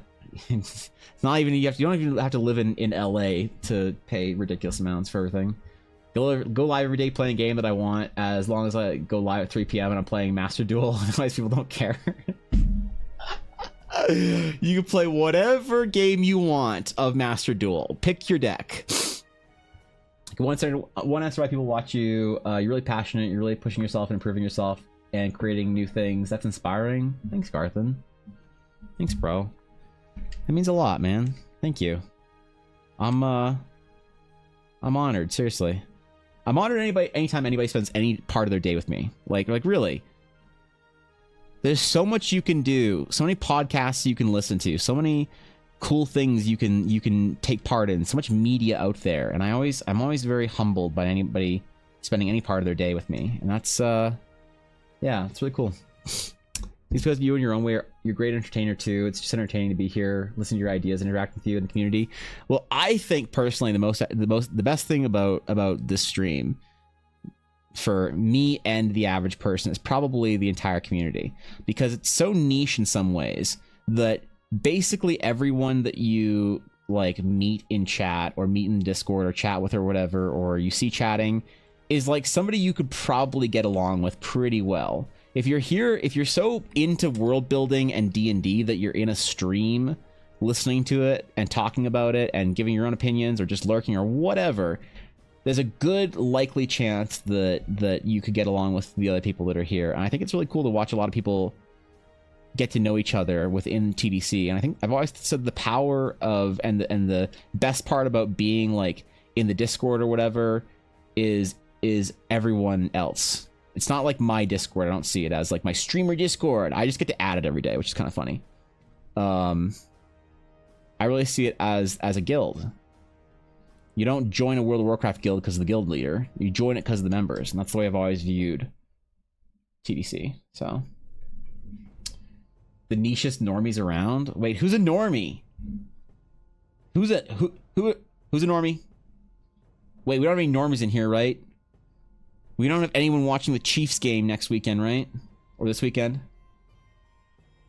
Nobody's in here is going to be going out with their spouse for a date night soon, right? Everybody's just going to be playing D&D and World of Warcraft and gobbling Cheetos and drinking Mountain Dew like it's fucking poison, but you can't stop because it's worth it. Oh, wait. I'm projecting again. Perfectly normal. Definitely normie. What sport is that? I think it's football. But like real football, like American football. Like hit people football. Not like, oh, I sprained my ankle. Somebody like blew on me. Red card them, please. Football. You know. What Chiefs? The Kansas City Chiefs, right? The ones that won the Super Bowl this year. Fuck. That one. Spouse, what's that? About $30,000 a year. Sorry. Okay, I'm good. Did I miss anything? No, sir. Sarah, did you ask your question? I'm sorry, I missed chat. I know you had a question. I wasn't sure if you asked it or not. That ain't it, Chief? Yeah, no. Was it lost the Detroit Lions last week? Did they lose? I don't follow football, I'm sorry. I only know 3 players. 3 ballers in football. I only know 3 names. That's Patrick Mahomes, Travis Kelce, and Jason Kelce. Those are the only 3 players that I could tell you about. Because I like Travis and Jason's podcasts. They're funny. I don't really watch it, but I catch clips of it and stuff. I like them. I wish that hockey players did more stuff like that in the off season, but they don't because they don't have any personality. Which sucks, but there it is. Didn't ask yet? Alright, what's up? What kind of art tablet do you recommend that is more on the affordable side? I used to have the Wacom Intuos Pro, but it broke and had downgrade cheaper tablet that works, but is pretty flimsy, and I want to invest in a good tablet that has a screen like a Cintiq or Huion, but I don't know which ones are good. Okay, so here's the way it goes with tablets. Okay? If you want the best tablet on the market that is worth the money, that is the professional tool, that is by far and away the best option, you want to get a Cintiq. That's the way it is. It's very expensive, it's very worth it, and it blows every single tablet out of the water in every single way. Most people who are anti-Cintiq are anti-Cintiq price, which is fair. If you don't want to pay $2,000, $3,000, $4,000, $5,000 Canadian for a tablet, I don't blame you. But when you go to a game studio and you see serious artists working, and you go talk to serious artists on Twitter, you go talk to serious artists wherever, people who are making a living on their art, basically all of them have Cintiqs for a reason. That's why Photoshop is the predominant, painting program. You can't get by with other things. A lot of people on Clip, a lot of people on other things like that. A lot of people who are anti-Adobe, anti-Cintiq, and anti-Wacom are anti-it because they can't afford it, and that sucks because you get a lot of mixed opinions. People are like, "Oh, it's not as good as this, and what different is these features? It's not worth the." If somebody doesn't like it because of like they say nothing good about the Cintiq, it's just a piece of garbage crap tablet that costs too much. Likely they just can't afford it and they're broke, and that's fine. They're broke, but they're also mad. I was also broke, but I was never mad about not being able to afford a Cintiq. Okay, so I know what it's like, but trust me, you don't need to hate the Cintiq. So, having said that, though, There are options, and I don't recommend anyone start with a Cintiq. If you're not like a professional artist, this is your career, you're making a living on, whatever. If you are, and you're like, I'm out of school now, I want to make a living as an artist, it's like, great, go take a line of credit, go buy a real tablet. 100%. But if you're like, I want to get into it, or I want to start painting, or I want to become a professional at some point in time, I want to do this stuff, there are other options. From what I understand, from like talking to other artists, from dealing with other tablets, from understanding brands, the Huion tablets seem to be the best. I think that they generally are more favored than XP Pen. I think XP Pen tablets are getting better, but they from what I like have absorbed is that Huion is kind of at the top of the knockoff Chinese brands. XP Pen is like right under them, and then there's other things that I wouldn't even touch. I'd say if you can't afford at least a Huion or an XP Pen, save up for those. If you're going to buy one, my suggestion is actually not a Huion or an XP Pen at all. It is a Wacom.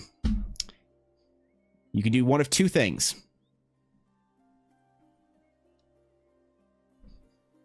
I recommend the Intuos Pro. I understand that it's not a screen tablet, it's not sexy, but I think that getting good on an Intuos is the quality of the Cintiq without the screen. It is the best quality tablet out there. It is worth the price. I would recommend artists get, if they have $600 to spend on a tablet. This is all in Canadian. Don't get scared by these prices, by the way. This is all Canadian, CAD. So it's like a made up currency nobody cares about. Real American dollars, I don't know what this is, but it's a lot less than these prices. So don't get scared by the prices. I would say if you have the money to put towards an XP Pen or a Huion, I would get an Intuos Pro. Or if you are willing to save for a little while longer, I think the Wacom One is the best entry. The Wacom One is not as expensive as you'd think. It is, let's see, the 13-inch. Oh, we don't need touch. Fuck that.